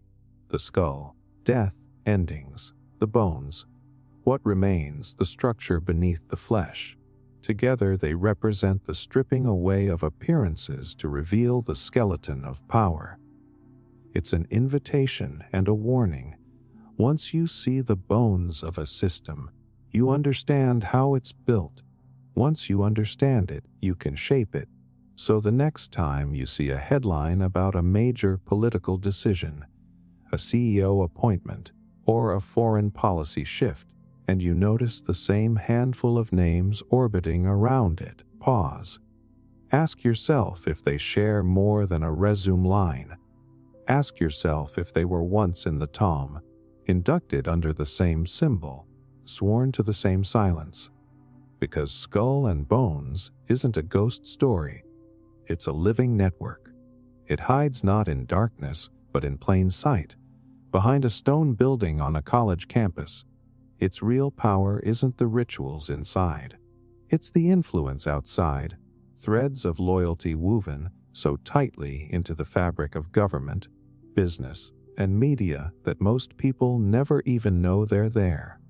And once you start recognizing the pattern, you'll see the same mechanism everywhere. Small groups, secret rituals, lifelong bonds, massive influence. Skull and Bones is just the most obvious tip of a very old iceberg. The Black Sun mystery. Some symbols hide in plain sight. Others lurk in the shadows, whispered about but never fully explained. The Black Sun is one of those. You won't see it on your dollar bill or your favorite soda logo. It doesn't sit proudly on a flag like an eagle or a star. It hides underground, in occult orders, secret societies, and the darker corners of history. But for those who know its meaning, the black sun is more than a design. It's a gateway to an entirely different worldview, one that stretches back to ancient myths and forward into the ambitions of modern power. At its core, the black sun looks like a dark circle surrounded by radiating spokes or concentric rings. To the untrained eye, it's just another geometric design. But symbolically, it carries weight. In ancient cosmologies, the sun wasn't just a burning ball in the sky. It was the source of life, time, and order. To imagine a black sun is to imagine a hidden source, an inverted energy, a shadow power that rules from the unseen. It represents the idea that behind the light of the ordinary world, there's a darker, hidden force directing events. The black sun appears in Norse mythology as a kind of mystical source of power, a hidden sun that shines not in the sky, but in the spiritual world. Some scholars trace it to ancient European paganism, where it represented cycles of destruction and rebirth. Just like the visible sun rises and sets, the black sun symbolized endings and hidden beginnings, the death of one age and the secret birth of another. Fast forward to the 20th century, and the symbol takes on an even more chilling reputation. Deep within Wilsberg Castle in Germany, the SS carved a massive black sun into the marble floor of its hall. 12 radiating spokes around a dark circle. This wasn't decoration. Heinrich Himmler and other Nazi occultists believed the symbol connected them to an ancient energy, a primal force they could tap into for domination. To them, the black sun wasn't just myth, it was fuel for a new order, a dark religion hiding inside political power. But here's the strange part. After the war, the black sun didn't vanish with the fall of the Reich. It spread. Underground occult groups adopted it. Neo-pagan and esoteric circles revived it. Even in popular culture, from video games to fashion, it pops up as a cryptic emblem. Always suggestive, never fully explained. Why does it persist? Because it speaks to something buried deep in the human psyche, the idea that there's an unseen sun, a hidden source of energy, behind what we're told is reality. Psychologists would say symbols like the black sun tap into the shadow side of the human mind. Carl Jung talked about the shadow as the repressed, hidden part of our psyche, the impulses, fears, and desires we pretend don't exist. The black sun becomes an external projection of that shadow. To meditate on it, or to use it in ritual, is to confront hidden forces within yourself, and by extension within society. That's powerful and dangerous. Notice how different it feels from something like the all-seeing eye or the pyramid. Those are public symbols meant to be seen and recognized. The black sun works the opposite way. It hides. It invites only those who are curious enough or reckless enough to seek it out. It thrives in secrecy because secrecy is part of its power. To the masses, it means nothing. To the initiated, it means everything. And here's the unsettling truth. Power structures love symbols like this because they carry layered meanings. If you don't know, you ignore it. If you suspect, you're intrigued. If you understand, you're already inside.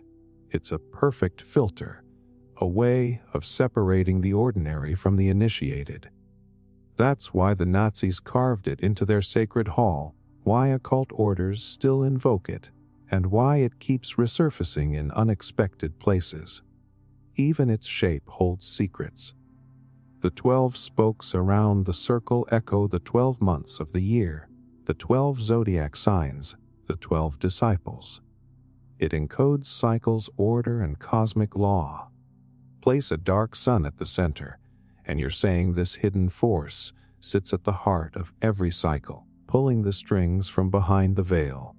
So what does the black sun mean today? On one level, it's a historical curiosity, an obscure Nazi emblem or a pagan design. But on another, it's become a metaphor for hidden power. The forces you don't see, the energies you don't acknowledge, the cycles of destruction and rebirth that keep repeating while we're distracted by the ordinary sun of everyday life. And that's why it remains so magnetic. The black sun is the symbol of what lies beneath. Beneath the surface of politics, beneath the surface of culture, beneath the surface of the human mind itself. It is the reminder that light doesn't rule alone. Shadows rule too. And until you learn to see the black sun, you'll never understand the forces shaping the world you live in. FedEx, Amazon, and the arrows you missed. You've seen them 1,000 times. The FedEx truck rolling past your street. The Amazon box dropped at your door. These logos are so familiar you barely notice them. That's the point. The best secrets aren't hidden behind locks. They're hidden in plain sight, and inside these two logos, two of the most powerful brands on the planet, live arrows you're not meant to consciously notice. Once you do, you'll never unsee them. Start with FedEx. At first glance, it's just a clean word mark, purple and orange letters, simple and bold. But look between the E and the X. Right there, in the negative space, is a perfect arrow pointing forward. Most people miss it their entire lives, but your subconscious doesn't. Designers know that when you embed a directional cue inside a word, it bypasses conscious thought and implants an association, forward motion, speed, progress, delivery. Even if you can't articulate why you trust FedEx to get it there, your brain already has. This isn't an accident. The designer of the FedEx logo has said he wanted a hidden arrow, a smile of speed. But why hide it at all? Because hidden symbols are more powerful than obvious ones. If you see a big cartoon arrow plastered on the logo, you'll think about it. You'll question it. But if it's hidden, your conscious mind skips over it, and your subconscious accepts it as truth. That's marketing psychology 101. Subliminal cues work precisely because you don't notice them. Now turn to Amazon. Everyone recognizes that big yellow swoosh under the name. Most people think it's just a smile. Friendly, approachable, makes you feel good. But follow its ends. It starts at the A and ends at the Z. That's the real meaning. Amazon has everything from A to Z. They don't have to say it. The arrow does the talking. And again, it's curved into a smile for a reason. It ties abundance to happiness. Shopping equals joy. Convenience equals delight. Your brain connects the dots automatically. The genius is how these arrows operate on two levels at once. Consciously, they're harmless. Unconsciously, they're training your associations. FedEx equals speed. Amazon equals everything delivered with a smile. This is the same principle used in political propaganda and ancient symbology. Embed meaning in images so it bypasses rational analysis and becomes a feeling. Psychologists call this priming, when your brain is exposed to a cue, even one you're not aware of. It shapes how you think and act afterward. Hidden arrows prime you to expect speed and abundance. You're more likely to click buy. You're more likely to choose that shipping option. Over millions of customers, that subconscious nudge becomes billions of dollars. But the arrows are more than marketing tricks. They're modern versions of a very old practice, hiding symbols in plain sight. Ancient builders carved sacred geometry into cathedrals. Secret societies wove meanings into coats of arms. Today, corporations do the same thing with logos. The techniques haven't changed, only the audience. You're not a pilgrim entering a temple. You're a consumer scrolling your phone. The symbol still works. Think about how you experience a logo. It flashes by on a truck or a box or a website banner. You barely glance at it, but your brain is processing everything: the colors, the shapes, the gaps. It takes 13 milliseconds for your mind to register a visual cue, long enough for an arrow to whisper, "Fast," or "Everything," before you even know you've seen it. That's why companies spend millions on logo design. Not because they care about aesthetics, because they know symbols drive behavior. And notice the power dynamic here. These aren't just small brands, these are giants. FedEx moves the world's goods. Amazon practically runs the digital marketplace. The arrows aren't just selling packages. They're conditioning how you think about movement and commerce itself. You don't question whether Amazon has it. You don't question whether FedEx can deliver it. The arrow already answered for you. Even the direction matters. FedEx's arrow points right, forward in Western reading order. Amazon's swoosh rises, upward motion, progress. These are archetypes hardwired into your brain from birth. Forward is good, up is better, smiles mean trust. A to Z means totality. Combine them, and you have a perfect storm of subconscious persuasion. So why care? Because once you start noticing these hidden cues, you can't go back. You start seeing how much of your world has been designed not to inform you, but to influence you. You realize logos aren't just branding. They're modern hieroglyphs carrying messages about speed, abundance, trust, inevitability. And here's the uncomfortable truth. If these arrows work this well for shipping companies and online marketplaces, imagine how well the same principle works in politics, news, social platforms. Imagine how many harmless icons and designs you scroll past every day, never realizing the arrows embedded in them. Not literal arrows, but visual signals shaping your expectations and choices. FedEx and Amazon are just the beginning. They're the easy ones, the ones you can point to and say, "Look, I see it now." But they're also your training wheels, because once your eye learns to see hidden arrows, you start catching other shapes: triangles, circles, spirals, grids. Each with its own history, its own meaning, its own power over the unconscious. Next time that FedEx truck drives by, look between the letters. Next time that Amazon box arrives, trace the curve of the smile. Ask yourself how many other symbols have been sliding past your awareness every day.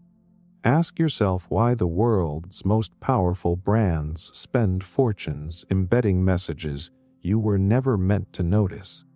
Because those arrows aren't just clever design. They're signposts pointing to a truth most people never see. The modern world is built not only on commerce and technology, but on symbols that guide you like invisible hands. And the more you learn to see them, the less power they have over you.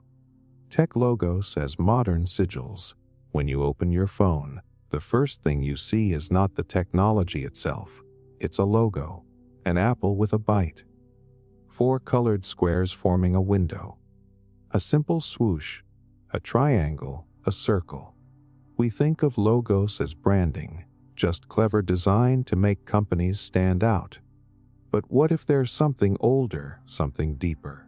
What if these shapes act less like marketing and more like modern-day sigils? Symbols designed to focus energy, shape behavior, and summon loyalty without you even realizing it. Let's start with what a sigil actually is. In traditional occult practice, a sigil is a symbol crafted with intention. You take a desire, power, protection, wealth, and distill it into a unique mark. The act of creating and charging the sigil gives it life. From then on, that symbol becomes a trigger. Every time you see it, your subconscious connects back to the original intention. You don't need to think about it. The symbol does the work. Now think about a tech logo through that lens. Apple's bitten apple is more than fruit. The bite recalls the story of Eden, knowledge taken from a forbidden source. To own Apple is to partake in knowledge, creativity, even rebellion. People don't consciously think of Genesis when they buy an iPhone, but the archetype is there. A simple image charged with meaning, operating like a sigil that whispers to your subconscious. This brand is about enlightenment. Microsoft's 4-pane window seems innocent, but it's literally a window into another world, divided into 4 quadrants like the 4 elements, the 4 directions, the 4 corners of creation. When you boot up your computer, you pass through that window, a portal sigil, a symbol of entry into a controlled digital realm. That's more than branding. That's ritual in your daily life, performed without you ever naming it. Google's logo looks like nothing more than playful colors. But look closely: blue, red, yellow, green, the 4 elemental hues in modern design psychology. A childish font, yes, but a spell nonetheless.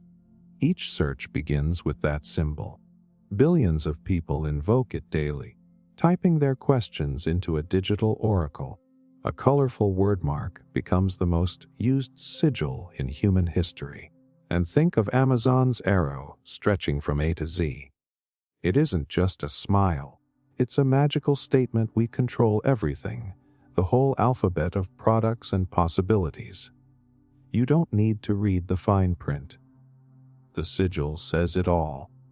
FedEx hides an arrow. Tesla's T looks like a coil from an electric motor. Even Bluetooth's logo fuses ancient runes. These aren't coincidences.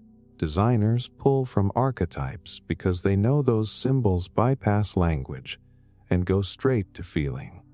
Psychologists confirm what magicians knew centuries ago: your subconscious reacts to symbols faster than your conscious mind.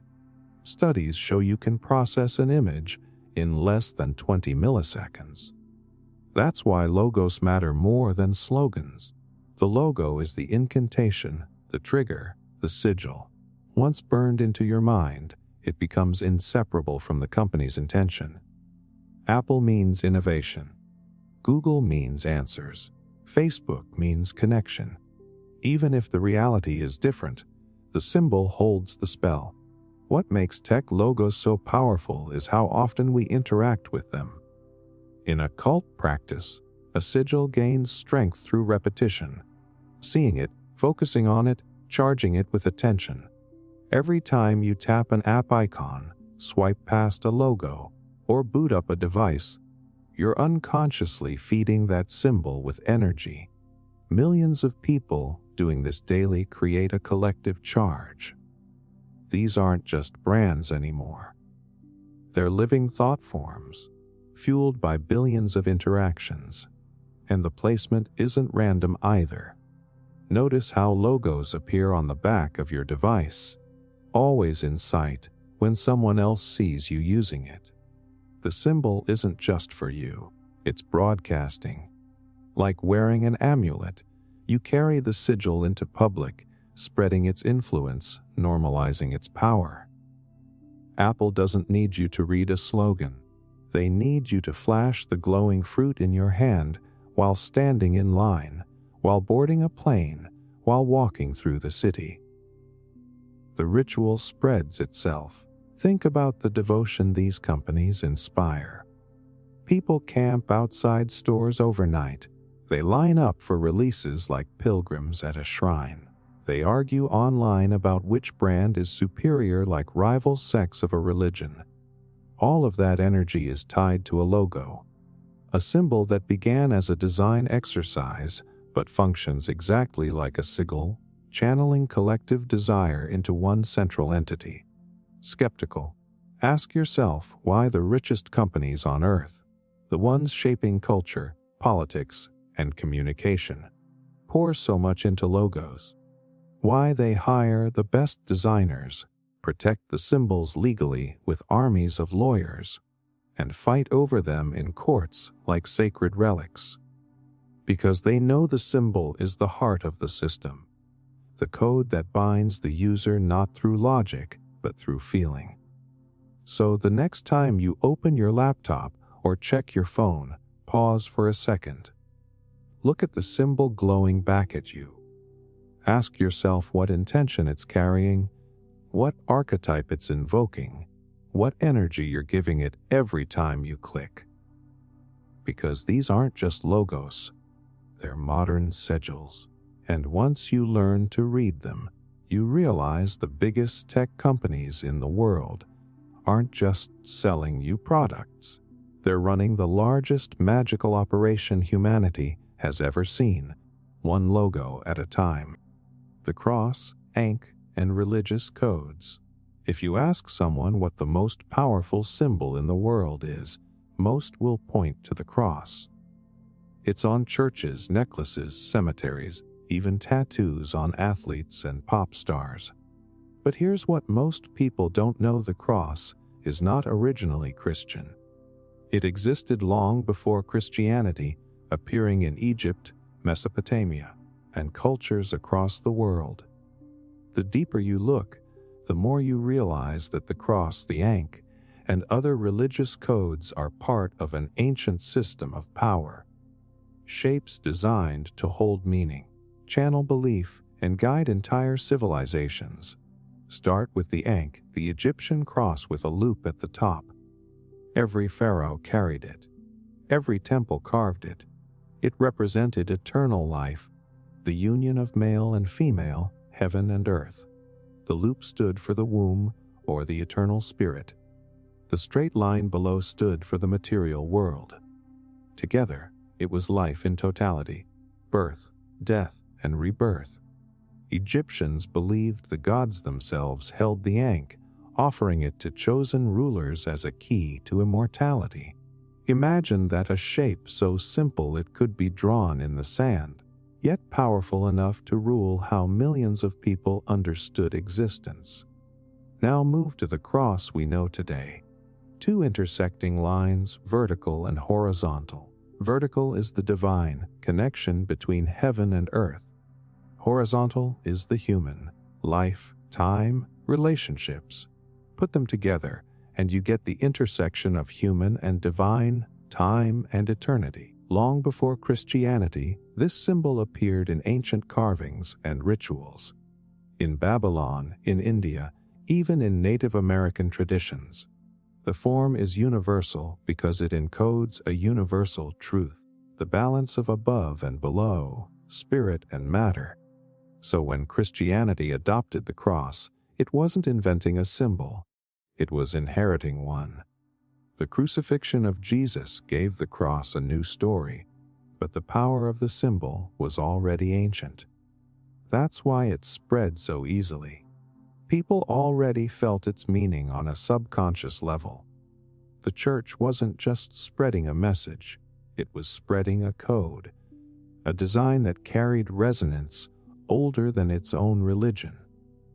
And think about how it works on the human psyche. Psychologists know the brain is wired to find meaning in symmetry and intersections. A cross captures your focus instantly. The lines divide space into 4 quadrants, the number of elements, directions, and seasons. The eye is drawn to the center, the point of balance. That's why it feels sacred, even if you don't believe in anything. The symbol itself does the work. Now here's where it gets interesting. Compare the cross and the Ankh side by side. The Ankh is essentially a cross with a loop. Remove the loop, and you get the Christian form. It's as if the transition from Egyptian religion to Christian religion wasn't a break, but a transformation. One age handing its most powerful code to the next. Change the story, keep the shape. People think they've adopted something new, but the underlying program continues. This is how religious codes operate. They're not just signs of belief. They are software for the human mind, a simple shape that encodes vast meaning, transmitting it across generations, cultures, and even faiths. Once you've seen a cross, you never forget it. Once you've learned the Ankh, you can't unsee the connection. That's how these codes survive, and here's the hidden power belief charges symbols like electricity charges a battery. Every prayer before a cross, every ritual with an Ankh, every gesture that traces these shapes adds energy to them. Over centuries, they become more than lines. They become archetypes, living forces in the human imagination. This is why rulers, priests, and empires have always leaned on symbols. You don't need to explain philosophy to a crowd. You hold up a cross, and their hearts move instantly. Notice how these symbols are still used today, even outside religion. The Red Cross for humanitarian aid. Medical staff with the caduceus, a cross wrapped with serpents. Fashion brands using crosses for aesthetic power. Even secret societies blend these forms into their rituals. Why? Because the code still works. Because the human brain hasn't changed. Because the archetype is still alive. And if you think this is just coincidence, look at how other religions also encode the same geometry. Hinduism with the swastika, originally a solar cross. Buddhism with the wheel of Dharma, intersecting lines of balance. Indigenous traditions marking sacred spaces with cross, like designs aligned to the four directions. Over and over, cultures separated by oceans all converged on the same basic shapes. The codes repeat because they reflect universal truths. So what's the takeaway? Symbols like the cross and the Ankh aren't just relics of religion. They are tools of influence, designed to shape human thought at the deepest level. They remind us that power doesn't always come from armies or laws. Sometimes it comes from a simple shape, repeated until it burns itself into the collective mind.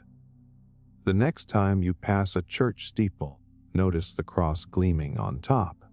The next time you see an ancient carving of the Ankh, picture the pharaoh holding it like a key. Don't just see lines, see codes. See the continuity across ages, how one symbol flows into the next, guiding humanity like a compass we don't even realize we're following. Because whether it's the Ankh, the cross, or the countless variations across cultures, these shapes aren't just decorations. They are religious codes. And once you recognize them for what they are, you start to see that the entire history of belief has been less about doctrine and more about symbols powerful enough to outlast empires. Subliminal symbols in music videos. Most people watch music videos for the sound and the spectacle. Catchy hooks, flashing lights, outrageous fashion. But what if those videos are doing more than entertaining? What if they're loaded with symbols you don't consciously register, but your subconscious does? Subliminal symbols, images designed to slip past your guard and shape the way you think about fame, desire, and power without you ever realizing it. Once you learn to spot them, you'll never watch a video the same way again. Start with the most common, the one eye. How many times have you seen a singer cover one eye with a hand, a prop, or even hair falling across the face? At first it seems like an artistic pose, but the repetition across countless artists and genres turns it into a pattern.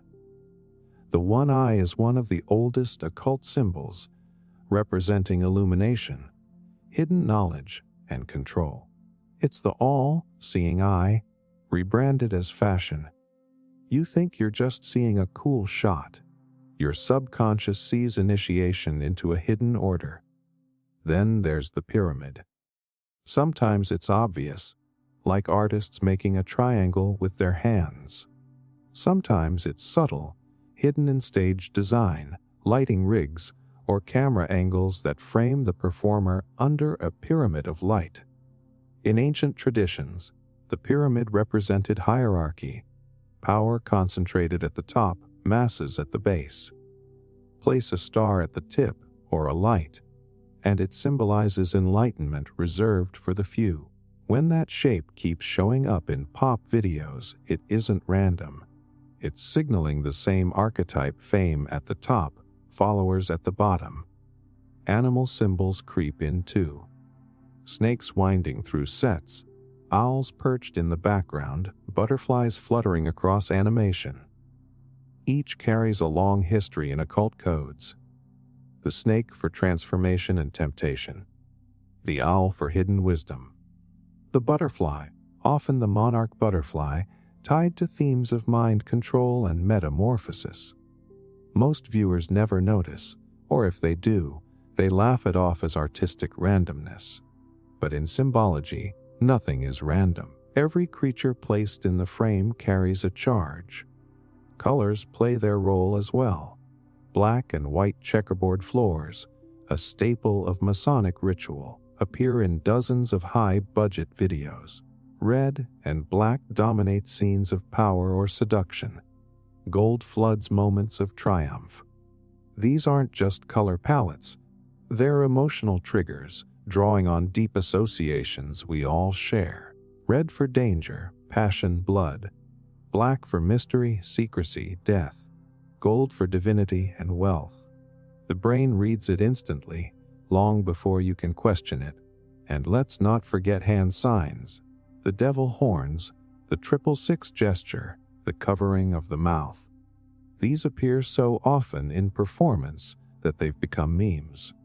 But originally, each was tied to specific occult or esoteric meanings. Flash them in a video, and you've just added another layer of coding, whether or not the performer even knows it.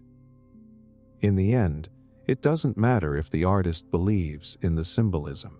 The symbol works because the audience has been primed for centuries to respond to it. Psychologists know how this works. The subconscious mind processes images far faster than words. You can recognize a symbol in less than 1/10 of a second. That means every flash of an eye, every frame of a pyramid, every creature crawling through a scene imprints itself before you can even analyze it. This is the foundation of subliminal influence. The symbols bypass rational thought and plant themselves directly into your emotional system. Now add music. A beat, a melody, a lyric repeated over and over. The music puts you into a trance state. Your brain waves literally slow down, becoming more suggestible. Into that trance, the symbols drop like seeds. You're not just listening to a song. You're being programmed with images tied to ancient archetypes. That's why music videos are the perfect delivery system for subliminal influence. Sound and symbol working together, bypassing conscious thought, engraving meaning deep into the psyche. Some people will say it's just coincidence, but coincidences don't repeat this consistently across artists, genres, and decades. Why do the same symbols, one eye, pyramids, serpents, checkerboards, keep surfacing in pop culture? Because symbols outlast artists. The star of the video changes, but the code remains. The performer is just the vessel. The symbol is the message. Think about how many young people watch these videos on repeat, absorbing not just lyrics, but entire visual languages without questioning them. Fashion, attitude, even belief systems get seeded through repetition. What seems like entertainment is actually ritual. A stage, an audience, performers acting out symbolic dramas under lights and sound. It's ancient in structure, modern in packaging. So the next time you watch a music video, don't just nod your head to the beat. Watch closely. Pause the frame. Look for the one eye, the pyramid, the snake, the checkerboard, the butterflies, the hand signs. Ask yourself why they're there. why they repeat, and what they're whispering beneath the surface. Because once you see it, you can't unsee it. And once you can't unsee it, the whole world of music videos looks less like art and more like a stage where subliminal codes are being broadcast to an audience that thinks they're just dancing along. Apple logo, bite of forbidden knowledge. Look at the back of almost any phone in the room right now, and you'll see it. That glowing apple with a bite taken out. It's so familiar you don't even think about it. But stop for a second. Why an apple? Why the bite? Out of every possible design in the world, why did the most powerful tech company on Earth choose a piece of fruit with a missing chunk? On the surface, it feels harmless. Simple, minimal, clean. But the symbolism buried inside is anything but innocent. The apple has always been loaded with meaning, and it shows up again and again in the deepest myths of human history. Think about the story of Adam and Eve, the fruit of knowledge, the forbidden bite, the act that opened human eyes and cursed them with awareness. That moment is one of the oldest archetypes we have, curiosity rewarded and punished at the same time. Enlightenment with a price tag. Now think about holding an iPhone, a device that gives you near infinite knowledge. Every answer at your fingertips, every temptation one tap away. Is that not the forbidden fruit retold in silicon and glass? Apple even markets its devices around ideas of creativity, curiosity, breaking the rules. Their commercials don't sell you a phone. They sell you the story of becoming more than human. The same story that's been told for thousands of years through the symbol of the apple. And the bite. Notice it's not a whole apple. It's already been eaten. Someone has already tasted the fruit. That single missing piece transforms the symbol completely. It isn't just nature's fruit anymore. It's an act, a decision. It's saying the knowledge has already been consumed, and you are next in line. Psychologically, that bite invites you in. You don't question it, because your subconscious recognizes the pattern. The bitten apple is always the fruit of knowledge, and knowledge is irresistible. The shock comes when you realize how intentional this is. Logos are never accidents. Apple could have picked any shape. A star, a globe, a wave. Instead, they chose the most famous forbidden object in human storytelling. The one symbol tied directly to enlightenment, temptation, and rebellion against authority. And look at their brand history. The very first Apple logo wasn't the clean fruit we see today. It showed Isaac Newton sitting under a tree with the apple of inspiration dangling above him. From the beginning, the apple was tied to knowledge, illumination, breaking through barriers. The bite came later, and it locked in the myth forever. Skeptical people say it was just a clever design, so it wouldn't be mistaken for a cherry. That sounds simple enough. But here's what's fascinating about symbols. Even if a designer claims a practical reason, the deeper meaning still slips through. Carl Jung called these archetypes, patterns baked so deeply into human consciousness that they carry power whether or not you believe in them. The apple is an archetype of temptation and knowledge.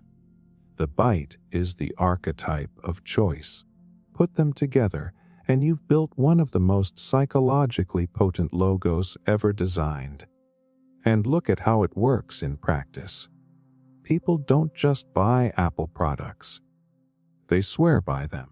They camp outside stores overnight. They upgrade devices like ritual offerings. They evangelize to friends.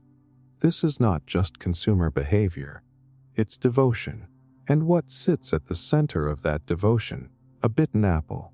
A symbol you see every time you open your laptop, every time you flip over your phone. Over years, it brands itself into your mind, until it's no longer a logo. It's an identity. Symbols become powerful when they're repeated, when they're charged with attention and belief. Every commercial, every glowing sign in an Apple store, every sticker slapped on a car or laptop adds more energy to the symbol. It's the same principle ancient magicians used with sigils. Draw a symbol, charge it with emotion, repeat it until it lives on its own. That's exactly what has happened with the Apple logo. It's no longer just branding. It's a living symbol charged with billions of human interactions. And here's the part most people never connect. The apple isn't just biblical. In Greek myth, it shows up as the golden apple of discord, sparking the Trojan War. In Norse myth, it was the fruit that gave the gods immortality. Over and over, across cultures, the apple is the fruit that changes everything. It either divides, enlightens, or grants eternal life. Always powerful, always dangerous. When Apple Inc. chose that image, they tapped into a universal code that every culture already responds to. So now, when you look at that glowing symbol on the back of your phone, see it for what it really is. It isn't just sleek branding. It's a story as old as humanity itself, rebranded for the digital age. The forbidden fruit made convenient. Knowledge packaged for consumption. And the bite you can't resist, because you've already taken it by turning on the device. The next time you hold that phone, ask yourself, are you the one using the apple?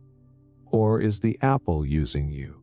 Because the moment you forget the meaning of a symbol, that's when it works the strongest. And the bitten apple has been working on us for far longer than we've been scrolling. National flags and color psychology.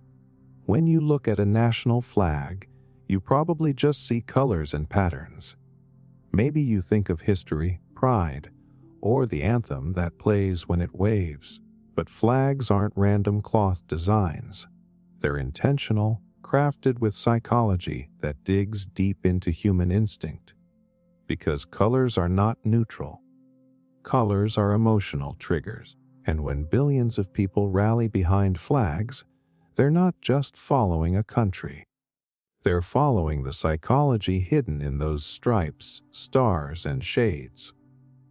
Think about red. Almost every powerful flag has it. The United States, China, Russia, France, the list goes on. Why? Because red is the most primal color to the human brain. It means blood. It means danger. It means passion and sacrifice. Red spikes your adrenaline. It makes the heart beat faster. A flag with red isn't just decoration. It's a subconscious reminder that this identity is worth fighting for, worth bleeding for, worth protecting with everything you've got. Now look at blue. Flags from America to the United Nations to countless European nations lean heavily on it. Blue signals calm, stability, trust. It's the color of the sky, the oceans, the vast horizon that stretches beyond us. When you see blue on a flag, it tells your brain this nation is strong, reliable, enduring. It creates trust, and trust is what governments need most from their people. Without it, the whole system cracks. White shows up everywhere too. At first glance, it seems like neutrality, but in symbology it carries powerful weight. White represents purity, peace, divine order. Place it on a flag, and it becomes the promise of harmony, even if reality rarely matches the claim. It's why surrender flags are white. It signals the absence of threat, the longing for balance. Nations put it in their banners to say, we are righteous, we are just, we stand for peace, even if the history says otherwise. Green carries another charge. On Islamic nations' flags, it ties directly to paradise and renewal. Psychologically, green is the color of growth, fertility, the land itself. It comforts, it heals. Countries with lush farmland or heavy spiritual ties to nature use it to signal abundance, prosperity, divine blessing. Your brain doesn't argue with it. You see green, you think life.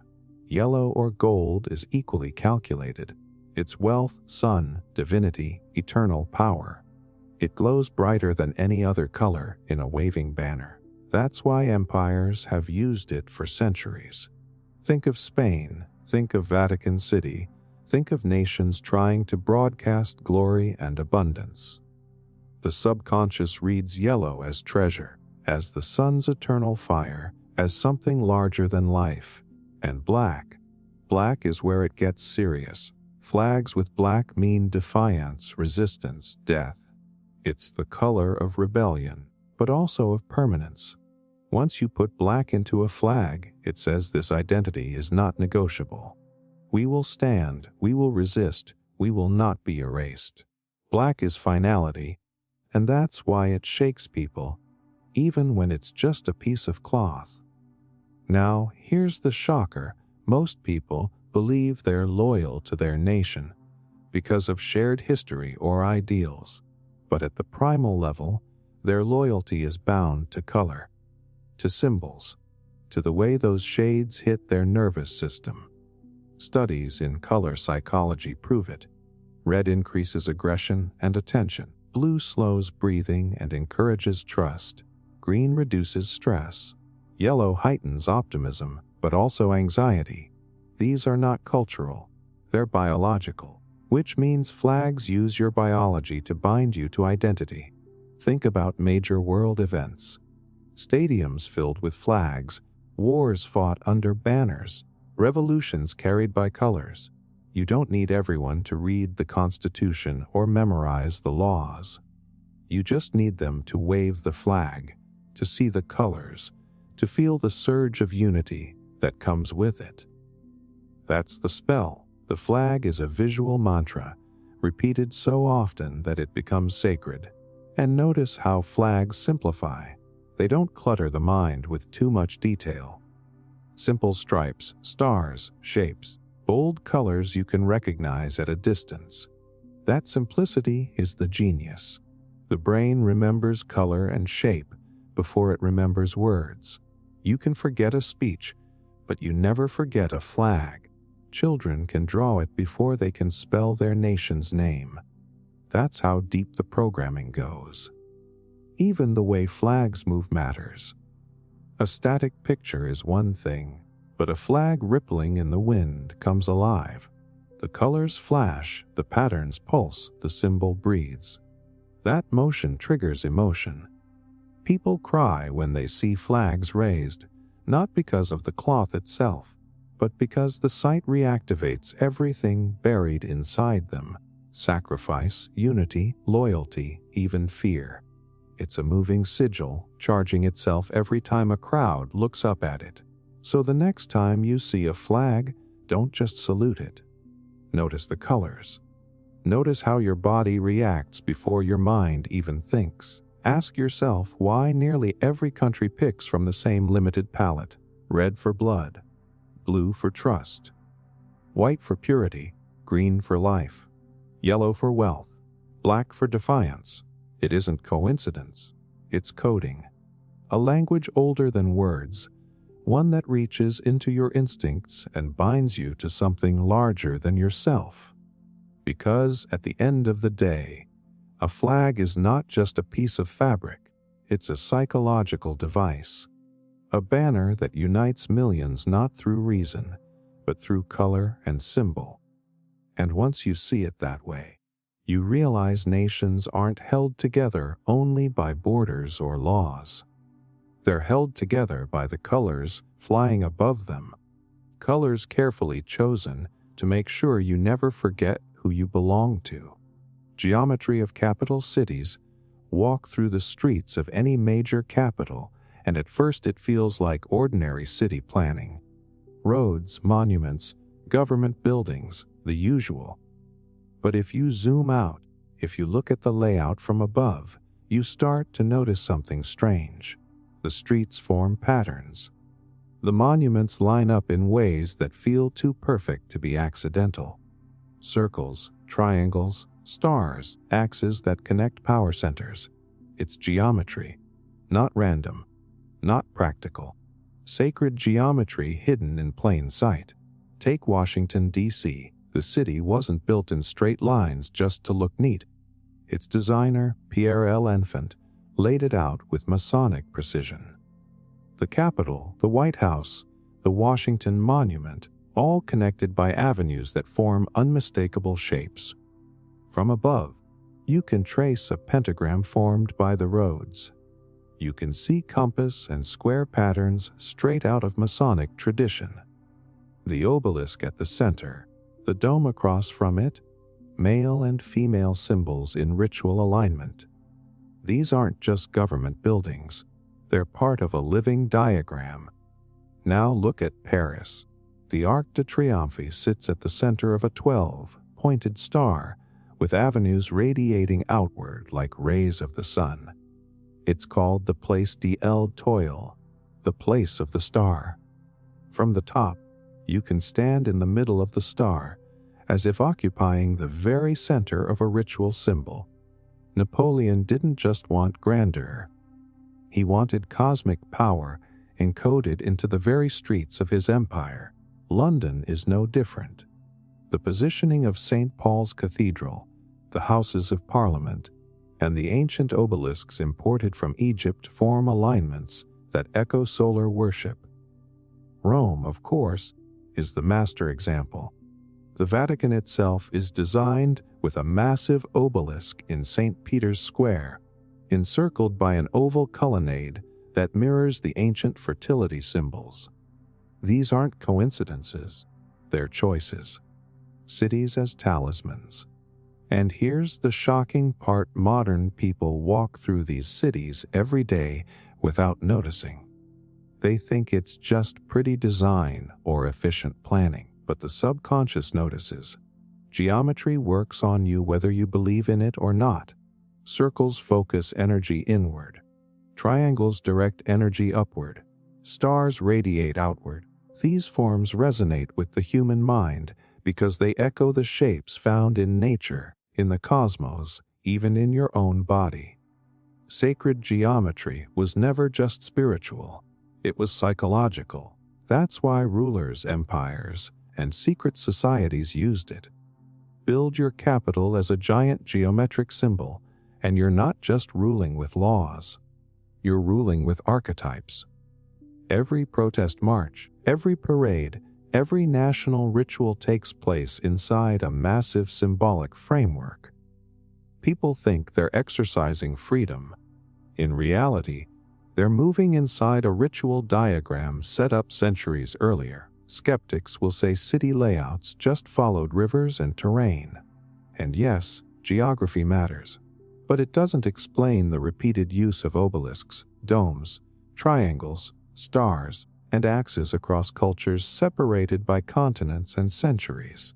It doesn't explain why so many capitals align monuments to solstices and equinoxes, or why important government buildings are often arranged on a perfect east-west or north-south line. Those are intentional alignments. Those are messages written into stone. Think about what it means when the centers of power are literally designed as symbols. The White House sits on one axis, the Capitol dome on another, the obelisk of the Washington Monument standing in between. Each building represents something archetypal: the ruler, the people, the eternal pillar of authority. They're not just functional spaces. They're characters in a story told by architecture. A story the public doesn't realize it's participating in. Psychologists know that space influences behavior. The layout of a room changes how people act inside it. The layout of a city changes how people think about power. Wide boulevards leading to a palace make the ruler feel larger than life. A plaza shaped like a star makes the people standing in it feel like they are part of something cosmic. Geometry bypasses politics. It works at the level of the subconscious. So here's the question: who wrote these codes? Who decided that Washington, Paris, London, Rome, and dozens of other capitals would carry the same symbolic DNA? Was it just architects sharing ideas, or was it networks of societies, masons, church builders, esoteric planners, ensuring that every capital would become a living talisman, channeling energy and loyalty into the state? Once you start looking, you see it everywhere. Capitals with obelisks in their hearts, domes echoing the womb of creation, squares that unfold like checkerboards, circles that mirror the sun. These aren't just cities. They're monuments to power, written in geometry so permanent it outlasts every empire. The next time you walk through a capital, don't just admire the monuments. Step back in your mind and trace the lines. Follow the axes. See how the buildings speak to each other. Because once you recognize the patterns, the city reveals itself. Not as random planning, but as a sacred diagram of power designed to influence not just how you move through space, but how you think about authority itself. Astrological codes in global governance. Think about this: the people who make the biggest decisions in the world. When wars begin, when treaties are signed, when new nations are declared, rarely pick their dates at random. Behind the scenes, calendars and clocks are not just tools of scheduling, they're codes. Astrological codes, because for as long as humans have organized power, rulers have looked up at the stars to decide what they do down here on Earth. That may sound outdated in an age of satellites and quantum computers. But pay attention. Major events still align suspiciously well with astrological patterns. Inaugurations, coronations, the signing of constitutions. They often take place when the sun, moon, or planets are in specific positions. And it's not a coincidence. It's an inheritance. The ancient kings of Babylon, the pharaohs of Egypt, the emperors of Rome all governed by the sky, and the modern world never fully abandoned that code. It just went underground. Take Washington, D.C. again. Did you know that every presidential inauguration since 1937 has been set for January 20th, right around the cusp of Aquarius? Astrologers will tell you that Aquarius is about collective vision, rebellion, and the future of humanity. The nation's leader steps into office under a sign coded for progress and upheaval.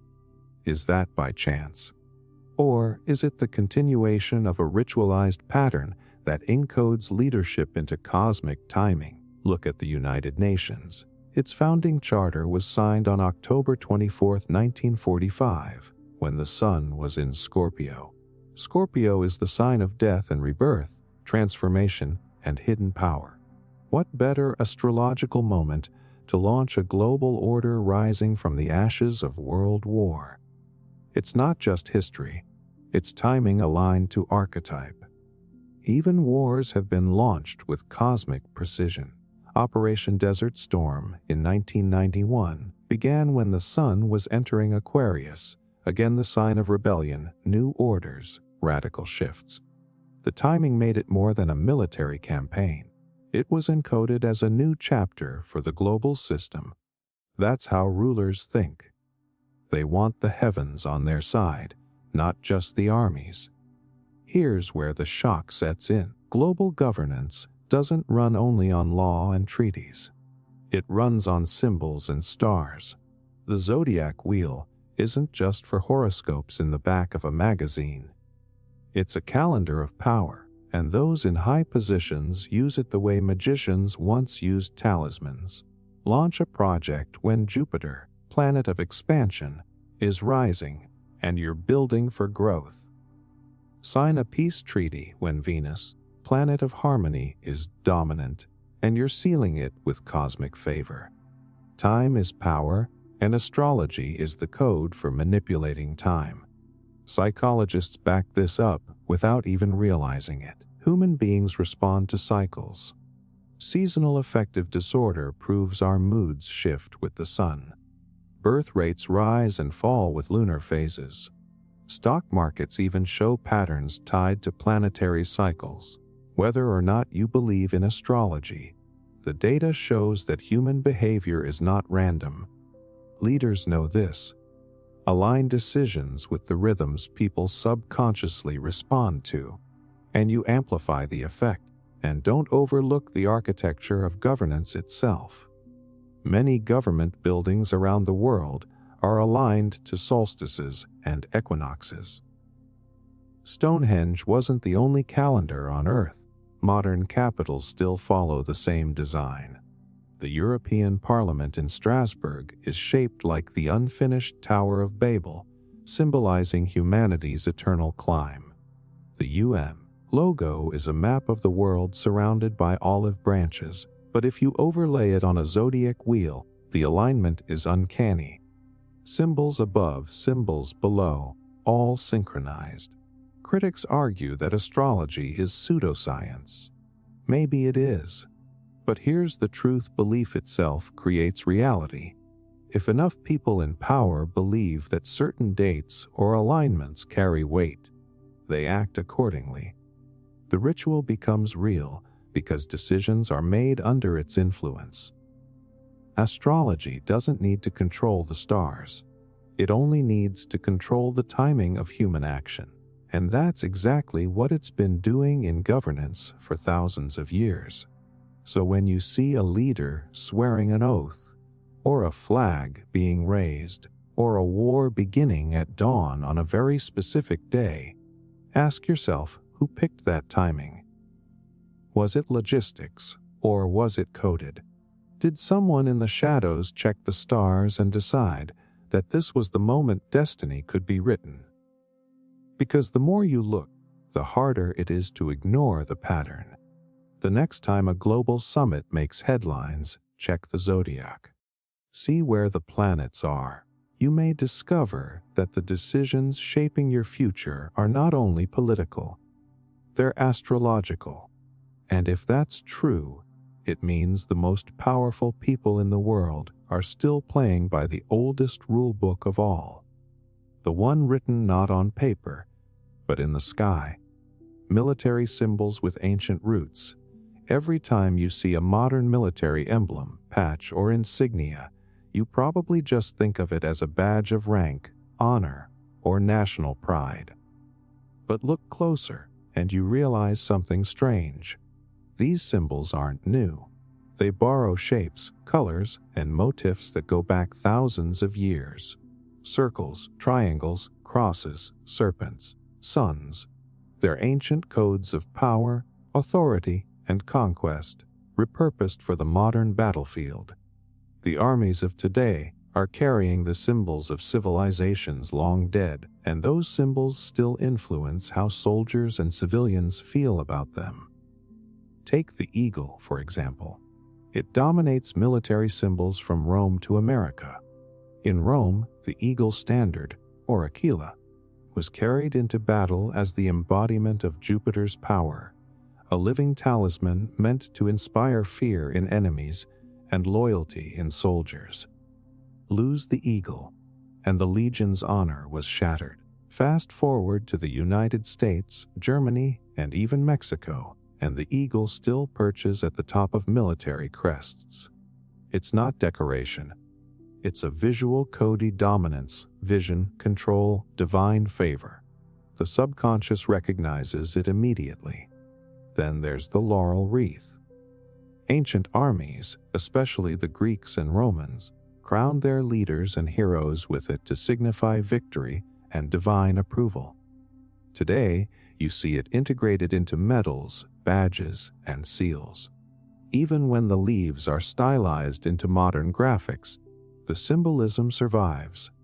Victory is not just declared, it's encoded into shapes that your brain interprets without thinking. Wear the symbol, and you are carrying a history of triumph, legitimacy, and power. Geometric shapes are equally potent. Triangles pointing upward appear in countless military logos and insignias. In ancient occult and religious symbology, the upward triangle represents fire, energy, aspiration, and the male principle, action, conquest, and domination. A downward triangle can signify water or receptivity, but in military symbolism, the focus is almost always upward: strike, advance, conquer. Circles, meanwhile, symbolize unity, eternity, and protection. Military patches with circular designs aren't just eye-catching. They subtly communicate cohesion and timeless authority. Colors are not accidental either. Red in a badge is aggression, blood, courage. Black signals secrecy, discipline, and power. Gold represents victory and divine favor. Blue evokes loyalty and stability. Ancient armies used pigments to convey the same messages on shields, banners, and uniforms. The palette hasn't changed, it's only modernized. Your brain responds the same way now as it did thousands of years ago when faced with red, black, and gold combined on a standard. Even the serpent shows up in military symbolism. The Ouroboros, a snake eating its tail, was a symbol of eternity, cycles, and hidden knowledge in ancient cultures. Modern special forces patches sometimes depict coiled serpents, signaling lethality, cunning, and the capacity to strike from nowhere. Ancient warriors and modern soldiers alike internalize the psychological punch of these images, even if they don't consciously know the history. Consider the Iron Cross, originally a Prussian military award. Its form harks back to the Teutonic Order, medieval knights, and even ancient solar symbols. It's a cross that evokes discipline, moral authority, and sacred protection. Soldiers wearing it aren't just part of a regiment. They're participating in a lineage of spiritualized warfare that stretches over centuries. The modern perception of authority, fear, and honor is literally written into the shape. Psychologists call this symbolic priming. Human brains are wired to respond to patterns and familiar shapes long before conscious thought kicks in. Display a sun, eagle, or triangle on a uniform or standard, and the brain reacts: respect, fear, loyalty, readiness. That's why military designers repeat ancient forms. They don't just look authoritative, they feel authoritative, because our minds have been conditioned over millennia to respond to these symbols. Flags are another example. The red, white, and blue stripes of the U.S. flag echo older European military banners. The combination of stars, stripes, and geometric symmetry is designed to trigger loyalty and unity. Napoleon's standards, Roman vexilla, and medieval banners all did the same thing. Military symbols are part of a continuum, each new design borrowing from the visual language of conquest, dominance, and divine right. Even patches with numbers, animals, or stars have roots. Lions represent courage and royalty. Tigers, strength and stealth. Stars, divine favor or guidance. The placement of symbols is deliberate, centered near the heart or above the chest. Ancient warriors would wear their patron deity or talisman in the same position to draw protection and power. Modern soldiers do the same, often without realizing the link. So next time you see a modern military emblem, patch, or medal, don't dismiss it as just a logo. Trace the shapes, the colors, the animals, the geometry. You're looking at a visual language developed over thousands of years. A language designed to control perception, inspire devotion, and project authority without a single word. The military of today is carrying forward a symbolic arsenal as potent as any weapon. And here's the takeaway: symbols survive. Armies change, technology evolves, nations rise and fall, but the images remain. They tap into primal psychology. They remind soldiers of honor, enemies of danger, and civilians of power. Ancient codes of conquest live on in modern militaries because symbols are timeless. They encode influence into the mind before bullets or laws ever come into play. Rosicrucian alchemy and hidden knowledge. If you've never heard of the Rosicrucians, you're not alone. Most people think of them as a weird footnote in history, a secret society obsessed with symbols and old books. But dig a little deeper, and you realize they were far more than eccentric mystics. They were alchemists, philosophers, and early scientists obsessed with hidden knowledge and encoded wisdom. And the influence of their teachings still lingers today in science, art, and even modern institutions of power. Start with alchemy. Everyone pictures bubbling cauldrons and turning lead into gold. But alchemy is more than literal metallurgy. For the Rosicrucians, it was a map of human transformation. Lead represented base consciousness, gold was enlightenment, the process of purification. The fire, the solvent, the distillation, was both a chemical experiment and a spiritual code. The symbol of the Ouroboros, a snake eating its own tail, represented the endless cycle of death and rebirth, the eternal quest for knowledge. That symbol shows up in Rosicrucian texts again and again, quietly teaching that understanding the universe begins with understanding yourself. The shock comes when you realize just how many modern systems echo these codes. The Rosicrucians encoded knowledge in geometry, numerology, and cryptic emblems. The golden ratio, for instance, appears in their diagrams, bridging science, art, and spiritual insight. Their symbols were a secret language, designed so that only those initiated could decode the true message. Yet even those outside the circle could feel the power. The shapes, the ratios, the patterns, they resonate with the human mind whether you understand them or not. Consider the Rosicrucian cross, a rose at the center of a cross. On the surface, it's decorative, but the rose represents unfolding wisdom, spiritual perfection, the hidden truth at the heart of existence. The cross isn't just Christian. It's a map of human consciousness, the intersection of matter and spirit. Place the rose there, and you've encoded growth and enlightenment at the very heart of the symbol. Look at it enough times, and your subconscious begins to register the pattern, even if you never know the story behind it. The Rosicrucians also played heavily with numerology. Numbers weren't arbitrary. 7, 12, 20, 4. They encoded cosmic laws, cycles, and stages of initiation. A building plan, a painting, a manuscript, even a musical composition could carry hidden knowledge in its numbers. That's why certain sacred sites, and even some modern institutions, have architectural designs that echo these sequences. Hidden codes are everywhere once you know to look for them. And they were early adopters of encryption, not the digital kind we think of today, but symbols, letters, and diagrams that concealed meaning in plain sight. Only the initiated could read the texts. That's why their manifestos, published in the 17th century, caused such a stir. Ordinary readers thought they were bizarre philosophical pamphlets.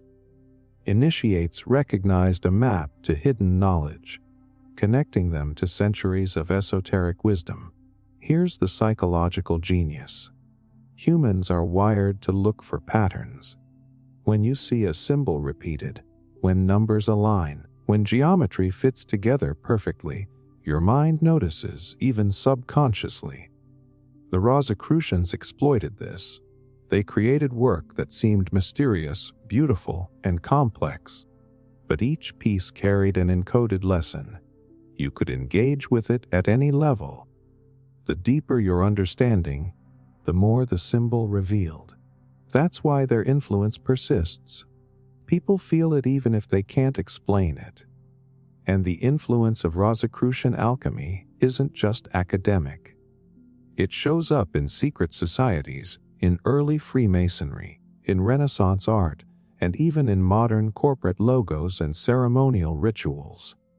Architects, painters, musicians, writers. They absorbed the codes, consciously or unconsciously, and wove them into their work. The Ouroboros, the Rose Cross, the Golden Ratio. They're everywhere if you start seeing them. Every time you spot one, you're witnessing a tiny thread of hidden knowledge stretching across centuries. Skeptics will say it's coincidence, that humans naturally repeat geometric patterns. But the repetition, the alignment, the deliberate placement in texts, buildings, and symbols across countries and centuries is not random. It's deliberate. The Rosicrucians encoded a system for understanding reality itself, a system that operates both at the conscious level and beneath awareness, shaping perception, thought, and behavior. So next time you see a rose in the center of a cross, a repeating geometric ratio in a painting, or even a circular serpent in a logo, pause. You're not looking at decoration. You're looking at centuries, old codes of hidden knowledge passed down from a secretive society that believed understanding the universe meant understanding yourself. The lesson of Rosicrucian alchemy isn't just historical. It's alive. It whispers in symbols, waits in patterns, and invites anyone willing to notice to partake in the ancient quest for illumination. Because the real power of the Rosicrucians wasn't in books or laboratories. It was in teaching people to see beyond the surface, to decode the hidden, and to recognize that knowledge, once hidden, shapes the world whether you know it or not. Ouroboros, the serpent that eats itself. Look closely at one of the oldest symbols in human history, a serpent biting its own tail, forming a perfect circle. The Ouroboros. At first glance, it seems like a simple design, maybe even decorative. But once you start tracing its meaning, you realize it's far more than an image. It's a symbol of eternity, cycles, hidden knowledge, and the strange way the universe folds in on itself. And the crazy part is how often it appears in places you wouldn't expect. Art, literature, alchemy, secret societies, even modern logos. The serpent itself is powerful. For millennia, snakes have represented danger, transformation, wisdom, and renewal. In ancient Egypt, the Ouroboros appeared in tombs and manuscripts as a symbol of the eternal cycle of life and death. In Greek alchemy, it represented the endless process of creation and destruction. The idea that one must consume the old to create the new. And in Norse myth, Jormungandr, the world serpent, encircled the entire earth, echoing the same theme of cyclical existence. The image is simple, but the meaning is enormous. Everything ends, everything begins, and all is connected. The shock comes when you realize that the Ouroboros isn't just a philosophical or mystical icon. It's a psychological trigger. A circle naturally draws the eye, implying completion, infinity, and wholeness. Add a serpent eating itself, and suddenly your subconscious understands life feeds itself, knowledge feeds itself, power feeds itself. The symbol communicates cycles, continuity, and transformation without words. No matter what culture or era you're in, your mind reacts to it. Alchemy was obsessed with the Ouroboros. For the Rosicrucians and other secret societies, it wasn't just about chemicals. Lead into gold, chaos into order, ignorance into enlightenment. The Ouroboros represented the process. The serpent consuming itself symbolized the recursive nature of transformation. To achieve mastery, you must destroy the old self and integrate it into the new. The alchemist understood that the process of knowledge, creation, and spiritual growth is eternal and self-sustaining, just like the Serpent cycle. Even modern occultists and secret societies have adopted the Ouroboros. Freemasons, Hermeticists, and other groups use it to signify infinite wisdom, the unity of beginnings and endings, and the connection between microcosm and macrocosm. Place it on a seal, a manuscript, or a ritual diagram, and it becomes a tool of initiation, a visual mantra that reminds the practitioner that life, power, and knowledge are never linear. They loop back on themselves endlessly, demanding both humility and awareness. Psychologically, this is brilliant. Humans are wired to recognize patterns, cycles, and repetition. That's why the Ouroboros is effective. Even if you don't consciously know its meaning, your mind reacts to it. Completion, infinity, cyclical movement. These cues trigger recognition of order in a chaotic world. That's why you see the symbol over and over, from ancient artifacts to corporate logos, from esoteric manuscripts to pop culture. It works because it resonates with something primal in the human brain. Look at its presence in modern culture.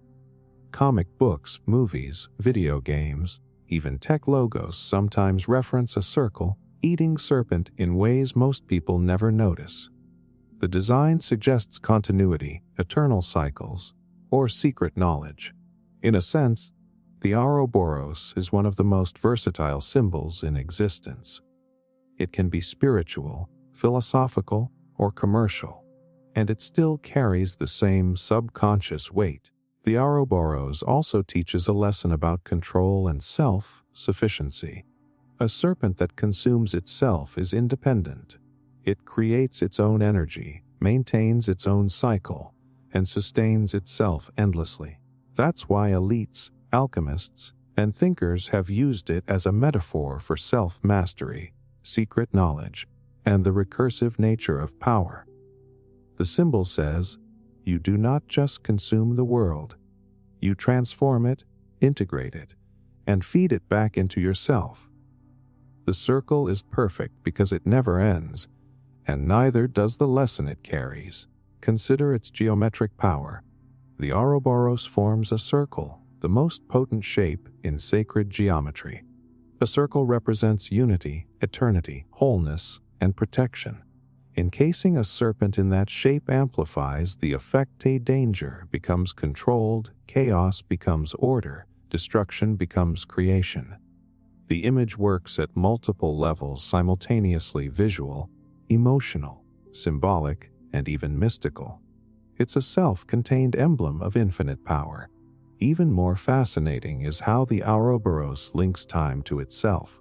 It embodies cycles, day into night, life into death, ignorance into knowledge. History itself becomes a serpent consuming its tail. Civilizations rise, fall, and leave behind knowledge that feeds the next. The Ouroboros reminds us that nothing is wasted. Every ending is a beginning. Every transformation requires integration. Every piece of knowledge we gain is part of a loop that stretches beyond a single lifetime. So the next time you see a circle with a head biting a tail, pause. Don't just glance and move on. Ask yourself why it appears everywhere. From ancient tombs to modern boardrooms, from mystical texts to pop culture, the Ouroboros is not decoration. It is a symbol designed to communicate eternal truths, to trigger the subconscious, and to encode the most fundamental lesson of existence, that everything is connected, everything cycles, and nothing ever truly ends. Once you recognize the Ouroboros, you start seeing it everywhere, and the more you see it, the more you realize that humanity has been obsessed with cycles, transformation, and self-sustaining systems for thousands of years. The serpent that eats itself is more than a symbol. It is a key, a doorway into understanding time, power, and knowledge as infinite, recursive, and eternal. Pentagrams and hexagrams in history.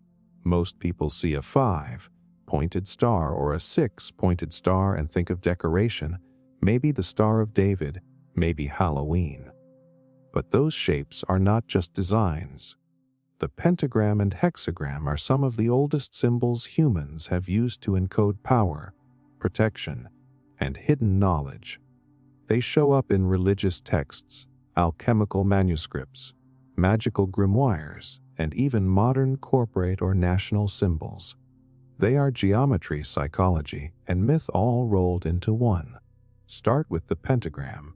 5 points, 5 elements: earth, air, fire, water, spirit. Ancient Greeks called it the pentalpha because it's built from 5 interlaced A's. Pythagoras studied it as a key to harmony and proportion. In medieval Europe, the pentagram was a symbol of protection. Draw it on a door or a shield, and you were said to be safeguarded against evil. But here's the shock: the same symbol was later inverted and used in rituals meant to channel darker energies. The shape itself didn't change. Its meaning depended entirely on intention and placement. That's the power of geometry. A simple star can encode both protection and danger. The hexagram, 6 points forming a perfect interlaced triangle, is no less potent. In Judaism, it became the Star of David, representing divine protection, unity, and the link between heaven and earth. But long before that, the symbol appeared in alchemy and magic, where it represented the union of opposites: fire and water, male and female, macrocosm and microcosm. The upward triangle piercing the downward triangle isn't just decorative. It's a code, a visual formula for balance, harmony, and hidden forces. Here's where it gets fascinating. Both symbols are extremely precise geometrically. The pentagram contains the golden ratio, the mathematical constant tied to beauty, proportion, and natural harmony. That means the human mind is wired to respond positively to it, whether consciously or not. The hexagram's interlaced triangles create symmetry that signals order and completeness. These aren't random shapes. Our brains recognize them instantly as meaningful, powerful, sacred. That's why they recur in cultures separated by oceans and centuries. The pentagram appears in early Babylonian texts, Greek manuscripts, and later Christian symbolism as representing the 5 wounds of Christ. The hexagram appears in Jewish mysticism, Hindu yantras, and Islamic art. Both shapes travel across time and geography because they tap into universal truths. People don't just like them. They respond to them emotionally and cognitively. That's why they survive. That's why they carry influence over human thought. Even modern culture can't escape them. Pentagrams appear on flags, in logos, in music videos, in movies, and on fashion runways. Hexagrams are embedded in architecture, corporate branding, and spiritual practices. Most people see a star and admire it for aesthetics, never realizing they are interacting with symbols designed to encode balance, protection, or esoteric knowledge. They are invisible guides, shaping perception without conscious recognition. There's also a psychological mechanism at work. Humans are pattern-seeking animals. The pentagram's perfect symmetry and the hexagram's intersecting triangles give the subconscious mind a sense of order, power, and stability. In magical traditions, practitioners believed that visualizing these forms could channel energy, invoke protection, or communicate with divine forces. Modern science shows that geometry can influence perception, focus, and even mood. Symbols like these have survived because they work on our minds, not just our eyes. History shows a constant duality. The pentagram could be used for protection or as a sigil for darker rituals. The hexagram could represent divine order or the hidden forces of the cosmos. The same shapes were adopted by rulers, magicians, and artists alike. What changes is context. What doesn't change is the power embedded in the geometry itself. This is why secret societies, religious orders, and even governments have repeatedly incorporated these shapes into seals, emblems, and ceremonial spaces. So next time you see a 5-pointed star or a 6-pointed star, pause. Don't just admire the symmetry. Ask why it has endured. Ask why it recurs in sacred texts, in mystical practices, in protective amulets, and even in modern branding. Pentagrams and hexagrams are not mere decoration. They are codes. Codes that speak to the human mind, to our sense of balance, our desire for protection, our recognition of universal patterns. They are invisible threads linking past and present, material and spiritual, conscious and subconscious.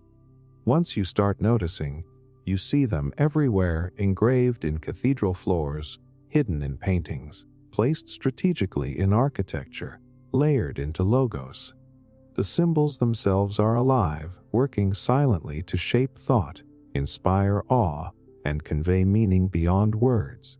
And the deeper you understand them, the more you realize that the history of these simple geometric stars is really a history of human psychology, belief, and the desire to encode hidden truths in shapes we cannot ignore.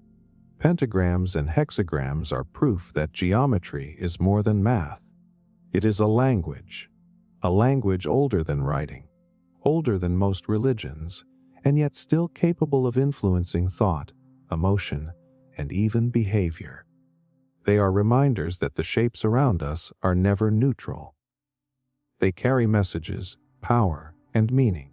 And if you know how to read them, you start seeing a hidden layer of history and influence that most people miss completely. Mascots as modern sigils. Think about mascots for a second. On the surface, they look like fun little characters. Cartoon animals, goofy costumes, friendly faces painted on cereal boxes, sports team icons meant to pump up the crowd. But mascots are not random drawings. They are modern sigils, carefully designed symbols of identity, loyalty, and energy. And once you see them through that lens, you realize they're doing something far deeper than just entertaining kids or firing up fans. Take the way a sports team mascot works. A giant eagle, a roaring lion, a snarling bulldog. People chant its name, wear its image, and rally around it as if it were alive. That's not just branding, that's ritual. In the ancient world, warriors painted animals on shields or carried totems into battle because they believed those symbols gave them strength. Today, the practice hasn't stopped. The stadium is the new battlefield, the logo is the new totem, and the mascot channels energy in the same way a shaman would use a sigil. Here's the shocking part. Mascots bypass reason and work directly on emotion. They are designed to activate loyalty, aggression, unity, or playfulness without needing a single word. Psychologists call this symbolic priming. Show people a symbol often enough, attach emotion to it, and their brain wires itself to respond. That's why a cartoon tiger on a cereal box can make kids feel excitement and trust. That's why a snarling wolf on a football helmet makes players feel fiercer and fans feel more bonded. Mascots are visual shortcuts to the subconscious. And if you look at them closely, mascots echo ancient archetypes.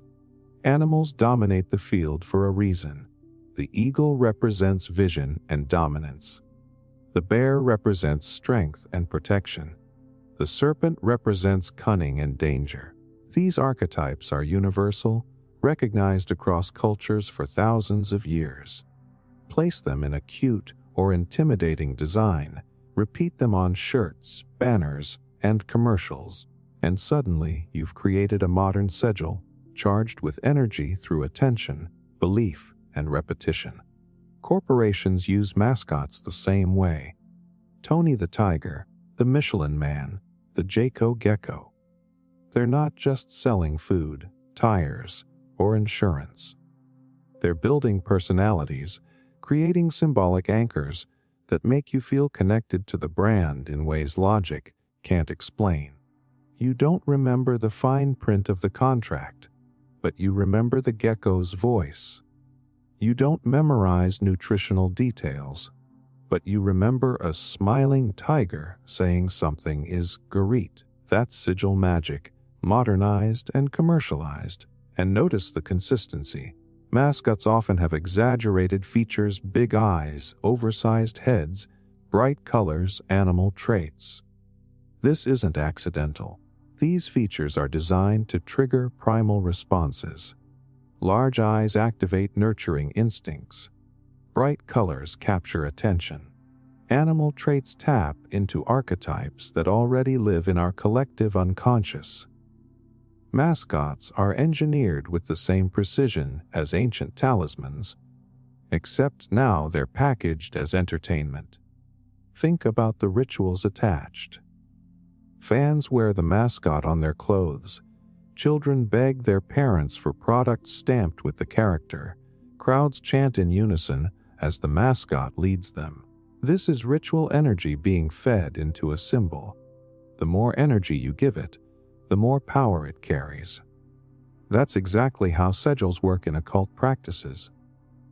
You charge the symbol with focus, emotion, and repetition until it becomes a vessel of influence. Modern mascots are doing the same thing, but on a mass scale. What makes this even more fascinating is how mascots often outlive the products or people they represent. Sports mascots stay constant while players come and go. Corporate mascots last decades, sometimes centuries. The Quaker man on oatmeal boxes has been there since the late 1800s. Mickey Mouse is over 90 years old and still one of the most recognized figures on Earth. The symbol outlives the creator, the brand, and even the generation that first knew it. That is the mark of a true sigil. It becomes timeless once charged by collective belief. Some mascots are even deliberately mysterious. The cool aid man bursting through walls, the Pillsbury Duff Boy laughing when poked, the faceless Colonel Sanders evolving into an icon. These aren't just cute ads. They are rituals in repetition. The symbols become ingrained in memory, carried from childhood into adulthood, and passed on to the next generation. They live inside us, shaping loyalty and identity far deeper than we consciously realize. The next time you see a mascot, whether it's on a box of food, a stadium scoreboard, or a corporate logo, don't just laugh or cheer. Ask yourself why that image exists. Why that particular animal, that exaggerated feature, that bright color. Because once you see mascots as modern sigils, you realize they are tools of influence. They bind people to teams, to corporations, to movements, not through logic or law, but through the oldest magic of all symbols charged by attention and belief. Mascots are not innocent cartoons. They are living sigils, vessels for collective energy designed to bypass reason and go straight to the part of you that responds to archetypes, color, and ritual. And once you see that clearly, you'll never look at them the same way again. Numerology behind global events. When you look at history books, global events seem to unfold chaotically. Wars break out, leaders rise and fall, disasters strike, treaties are signed. But when you dig into the dates, the numbers, the timing, something eerie emerges. It doesn't look random at all. Over and over again, the same numbers keep showing up around major events, and that's where numerology comes in. The ancient belief that numbers aren't just math, but codes of hidden meaning that shape reality. Think about it. Why do certain dates stick in our memory more than others? September 11, November 11. The 33rd degree of latitude where so many historic battles and assassinations occurred. These aren't just accidents of the calendar. For centuries, rulers, secret societies, and even governments have attached deep meaning to numbers like 3, 7, 9, 11, 13, and 33. Each carries symbolic weight. Each represents cycles, power, or transformation. And when world-shaping events happen on these numbers, you have to wonder, are we witnessing coincidence or coded ritual? Take 11, for example. In numerology, 11 is considered a master number. It represents intuition, spiritual awakening, and enlightenment, but also chaos, disruption, and sudden change. Look at the 11th hour of the 11th day of the 11th month. Armistice Day, when World War I officially ended. That's not random scheduling. That's an intentional alignment, embedding the number 11 into the very ritual of peace after one of the deadliest wars in history. And decades later, September 11 becomes the defining global event of a new era. Two towers, twin ones, falling. Whether by design or chance, the symbolism is undeniable. Then there's 33, the most sacred number in Freemasonry. 30, 3 degrees in their hierarchy. 33 vertebrae in the human spine, symbolizing the path of spiritual ascension. Now look at how often the 33rd parallel shows up in global history. Hiroshima and Nagasaki, both bombed near that latitude. Dallas, Texas, where John F. Kennedy was assassinated, also on the 33rd parallel. When you line them up, it stops looking like geography and starts looking like ritual placement. Events encoded in a grid of symbolic numbers. 7 has always carried weight. 7 days of the week, 7 wonders of the world, 7 heavens in ancient cosmology. In numerology, it's the seeker's number, tied to mystery, knowledge, and hidden truths. Major institutions love embedding 7 into their structures. The G7 nations, for example, or the use of 7 stars in flags and symbols. It's not just about quantity. It's about vibration.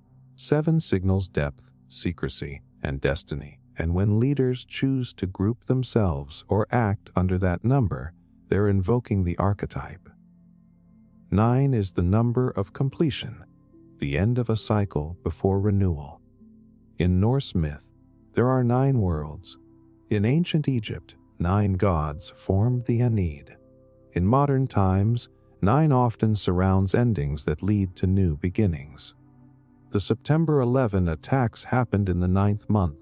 The Berlin Wall fell on November 9, 1989, a date Germans call 9/11 in their calendar format. Cycles ending, worlds transforming. The number repeats itself across turning points. 13, often feared as unlucky, is actually sacred in many traditions. 13 lunar cycles in a year. 13 people at the Last Supper. In esoteric circles, it represents transformation, death, and rebirth. Look at how often governments, orders, and secret groups encode it into their symbols. 13 stripes on the U.S. flag. 13 steps on the pyramid in the Great Seal of the dollar bill. 13 arrows clutched by the eagle, all designed to signal power encoded through number. The shocking realization is this: whether you believe in numerology or not, powerful people act as if it matters. They pick dates, arrange symbols, and embed numbers into events and institutions with obsessive precision. The outcome is the same: the public absorbs these numbers subconsciously. Psychologists know that humans attach meaning to repetition. When a number appears over and over, it sticks. It becomes sacred, feared, or revered. That's influence operating at the symbolic level, bypassing logic. Even disasters seem tied to this code. The 2004 Indian Ocean tsunami struck on December 26. 12 plus 2 plus 6 equals 20, reducing to 2, the number of duality. Hurricane Katrina made landfall on August 29, a date reducing to the master number 11. Coincidence? Or are patterns of timing and interpretation being woven into the story of these events by those who frame the narrative afterward? Either way, the numbers are always highlighted, as if the public must notice the code. And maybe that's the biggest clue.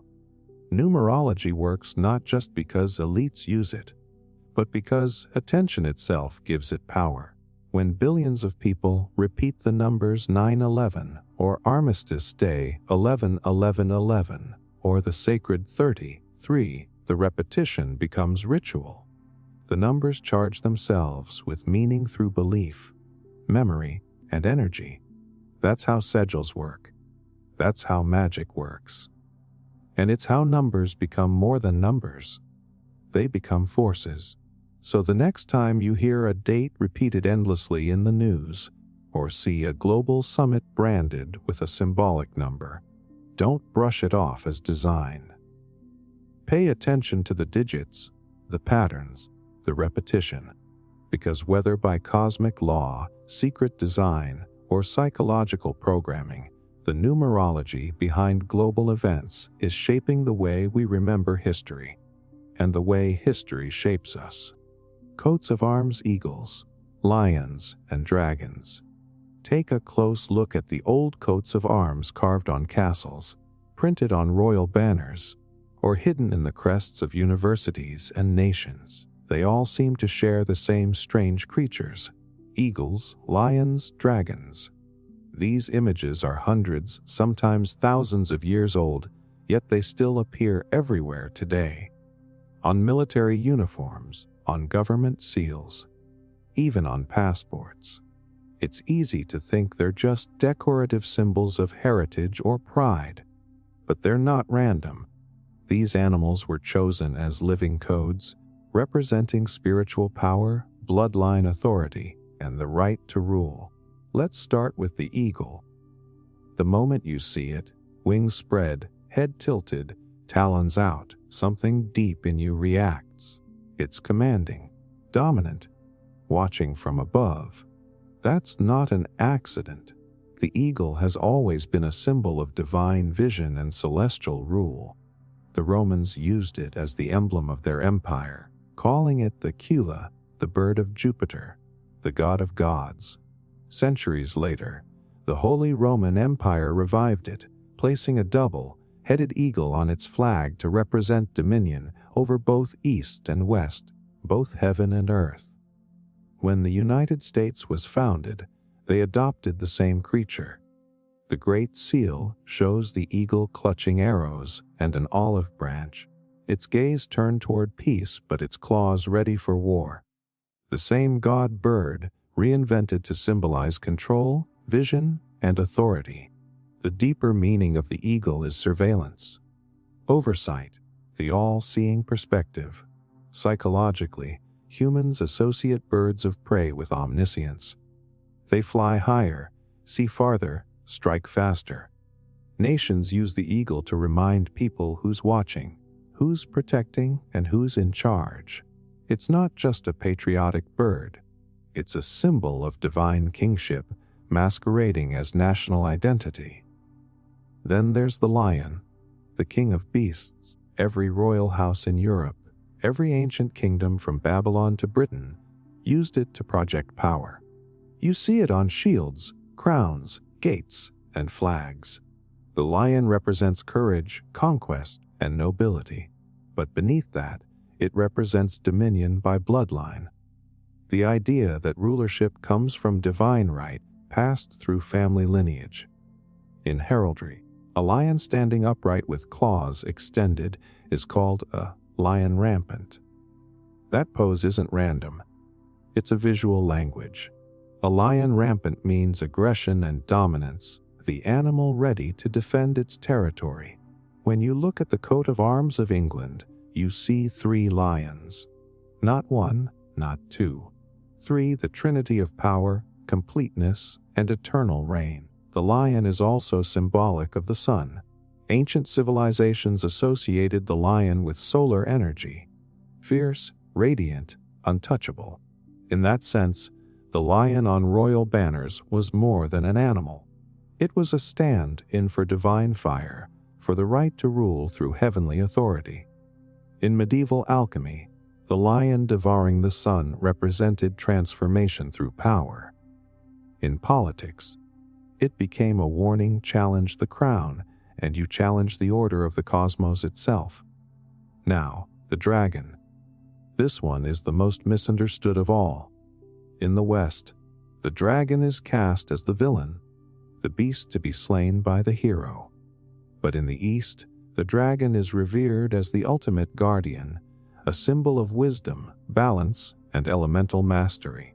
It's not a coincidence that the dragon appears on the flags and emblems of ancient Chinese dynasties, while Western coats of arms show knights slaying them.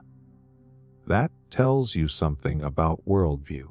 The West sees power as something to conquer, the East sees it as something to harmonize with. Yet both use the dragon as a sigil of ultimate force. In medieval heraldry, dragons often appeared on shields or family crests of powerful bloodlines, signifying guardianship of hidden knowledge. The dragon represented primal energy, fire, air, earth, and water combined. It was the keeper of treasure, both literal and symbolic. In esoteric traditions, that treasure meant secret wisdom. The dragon guarded enlightenment itself, and only the worthy could approach it. When elites used the dragon on their coat of arms, they weren't declaring themselves as beasts. They were declaring themselves as gatekeepers of knowledge.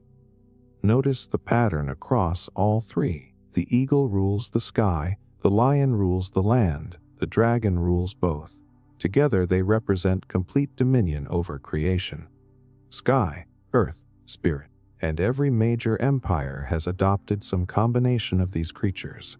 Rome, Byzantium, Britain, Russia, China, even modern America. They all draw from the same pool of ancient animal archetypes. Different cultures, same code. Psychologically, these animals resonate because they embody dominance hierarchies built into human perception. Studies show that when people see predatory animals, their brains light up in areas associated with respect and fear. That's why leaders adopt them. The symbols bypass reason and tap directly into instinct. You don't think, "That's a strong nation." You feel it. The imagery does the work for you. Heraldry was never just art. It was the branding of power before logos existed.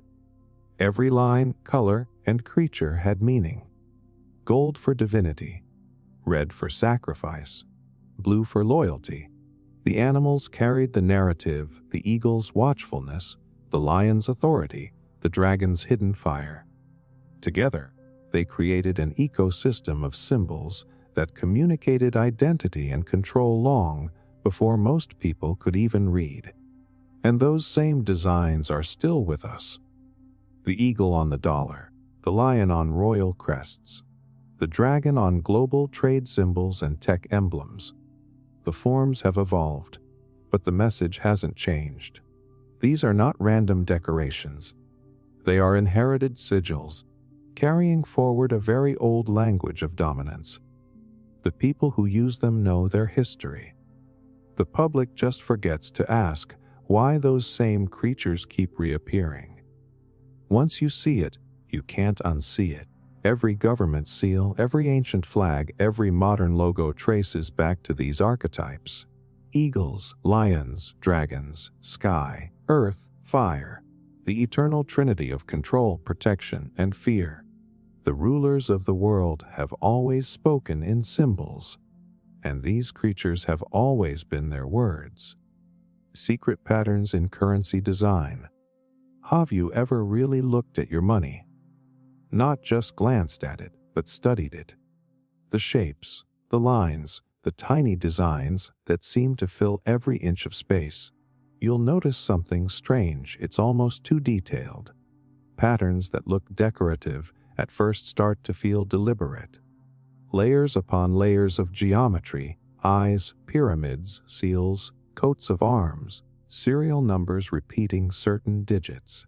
It's as if currency was never meant to be just paper or metal, but a coded document, a ritual object hiding right in plain sight. The truth is, money has always been about belief. A piece of paper has no power until we all agree that it does.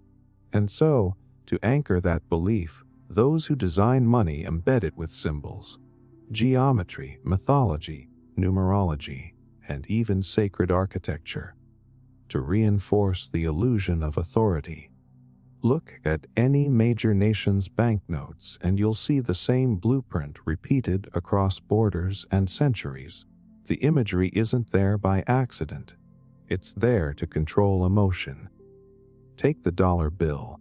Everyone knows about the pyramid and the all-seeing eye on the back, but few notice the complex patterns that surround them. Those aren't random scrolls or flourishes. They're forms of sacred geometry. Circles within triangles, grids of 7s and 11s, floral shapes based on the same mathematical ratios found in nature. Ancient architects believed such patterns could channel energy and create harmony. So when they appear on money, it's not just decoration. It's design meant to evoke trust, awe, and reverence, feelings that make us accept value without question. And then there's the repetition. The number 13 is hidden all over the US dollar. 13 stars above the eagle, 13 arrows in its claw, 13 stripes on its shield, 13 steps on the pyramid. That number was chosen again and again because it represents transformation and rebirth. But to the subconscious mind, it also signals structure, order, completion. When you hold the note, you're holding a compact story about power renewing itself, a silent ritual of control wrapped in currency. Now, look beyond America. The euro, the yen, the pound, the yuan, each carries its own set of coded meanings. European banknotes show bridges and arches that don't correspond to any real buildings. Why? Because they're designed to look like classical architecture, evoking the same authority as ancient Rome. In China, the yuan uses motifs of dragons and phoenixes, symbols of prosperity and cosmic balance. In the United Kingdom, the pound includes heraldic beasts, shields, and crowns, all signaling lineage and legitimacy. Each currency becomes a cultural sigil, embedding belief into paper. What's even more fascinating is how every note uses microprinting, hidden lines, and near invisible textures that only appear under magnification. Part of it is for security, yes, but some of those elements trace back to Masonic and esoteric patterns, labyrinths, solar bursts, compass shapes, and even grids aligned to the golden ratio. These details are not there for your eyes, they're for your subconscious. They tell your brain this object is sacred, structured, trustworthy. And it works. Neuroscience shows that symmetry and fractal geometry trigger a sense of calm and credibility in the human mind. We instinctively trust what looks balanced, what feels precise. Currency designers know this. Every line, curve, and color tone is tested for psychological effect. That's why bills from any country make you feel a quiet sense of stability, even when the economy is in chaos. The design itself hypnotizes you into confidence. Now think about color. Most banknotes use a limited palette: green, blue, red, gold. Those aren't aesthetic choices, they're psychological triggers. Green signals safety and endurance. Blue creates calm and reliability. Red draws attention and stirs energy. Gold speaks of divinity and value. The same palette is used in temples, royal robes, and ancient manuscripts. Currency is designed like a spiritual artifact, not a financial tool. And then there's the placement of portraits. The faces on your money, presidents, monarchs, philosophers, are positioned with precision. Their eyes often gaze slightly to the left or right, never directly at you. That's a subtle cue. In design psychology, direct eye contact from a printed face can trigger discomfort or resistance. Averted eyes suggest guidance, wisdom, authority. They're leading you forward. The money literally looks past you, drawing you into its narrative of trust. It goes deeper. Some currencies include patterns that align perfectly when you fold or mirror them. The Canadian 20 forms an eye. The American bill folds into the image of a burning tower. Other notes reveal new shapes under ultraviolet light, glowing seals, hidden constellations, ancient emblems. These designs are created by committees, approved by central banks, and then replicated billions of times. You could call them works of art, but they function more like mass-produced talismans. Every nation's money tells a story, not of economics, but of belief systems. The eagle, the crown, the bridge, the pyramid, the eye, the flame, all symbols of power, stability, and divine right. You exchange them daily without ever realizing that you're participating in an unspoken ritual. Money moves not just value, but ideology. It teaches you who to trust, who to obey, what to desire. When you start to notice the patterns, it's almost impossible to stop. You see the same designs repeated in architecture, in government seals, in corporate logos. It's the same language, written everywhere. Geometry as authority, symbolism as control. Currency is just the most direct form of it, because you touch it every day.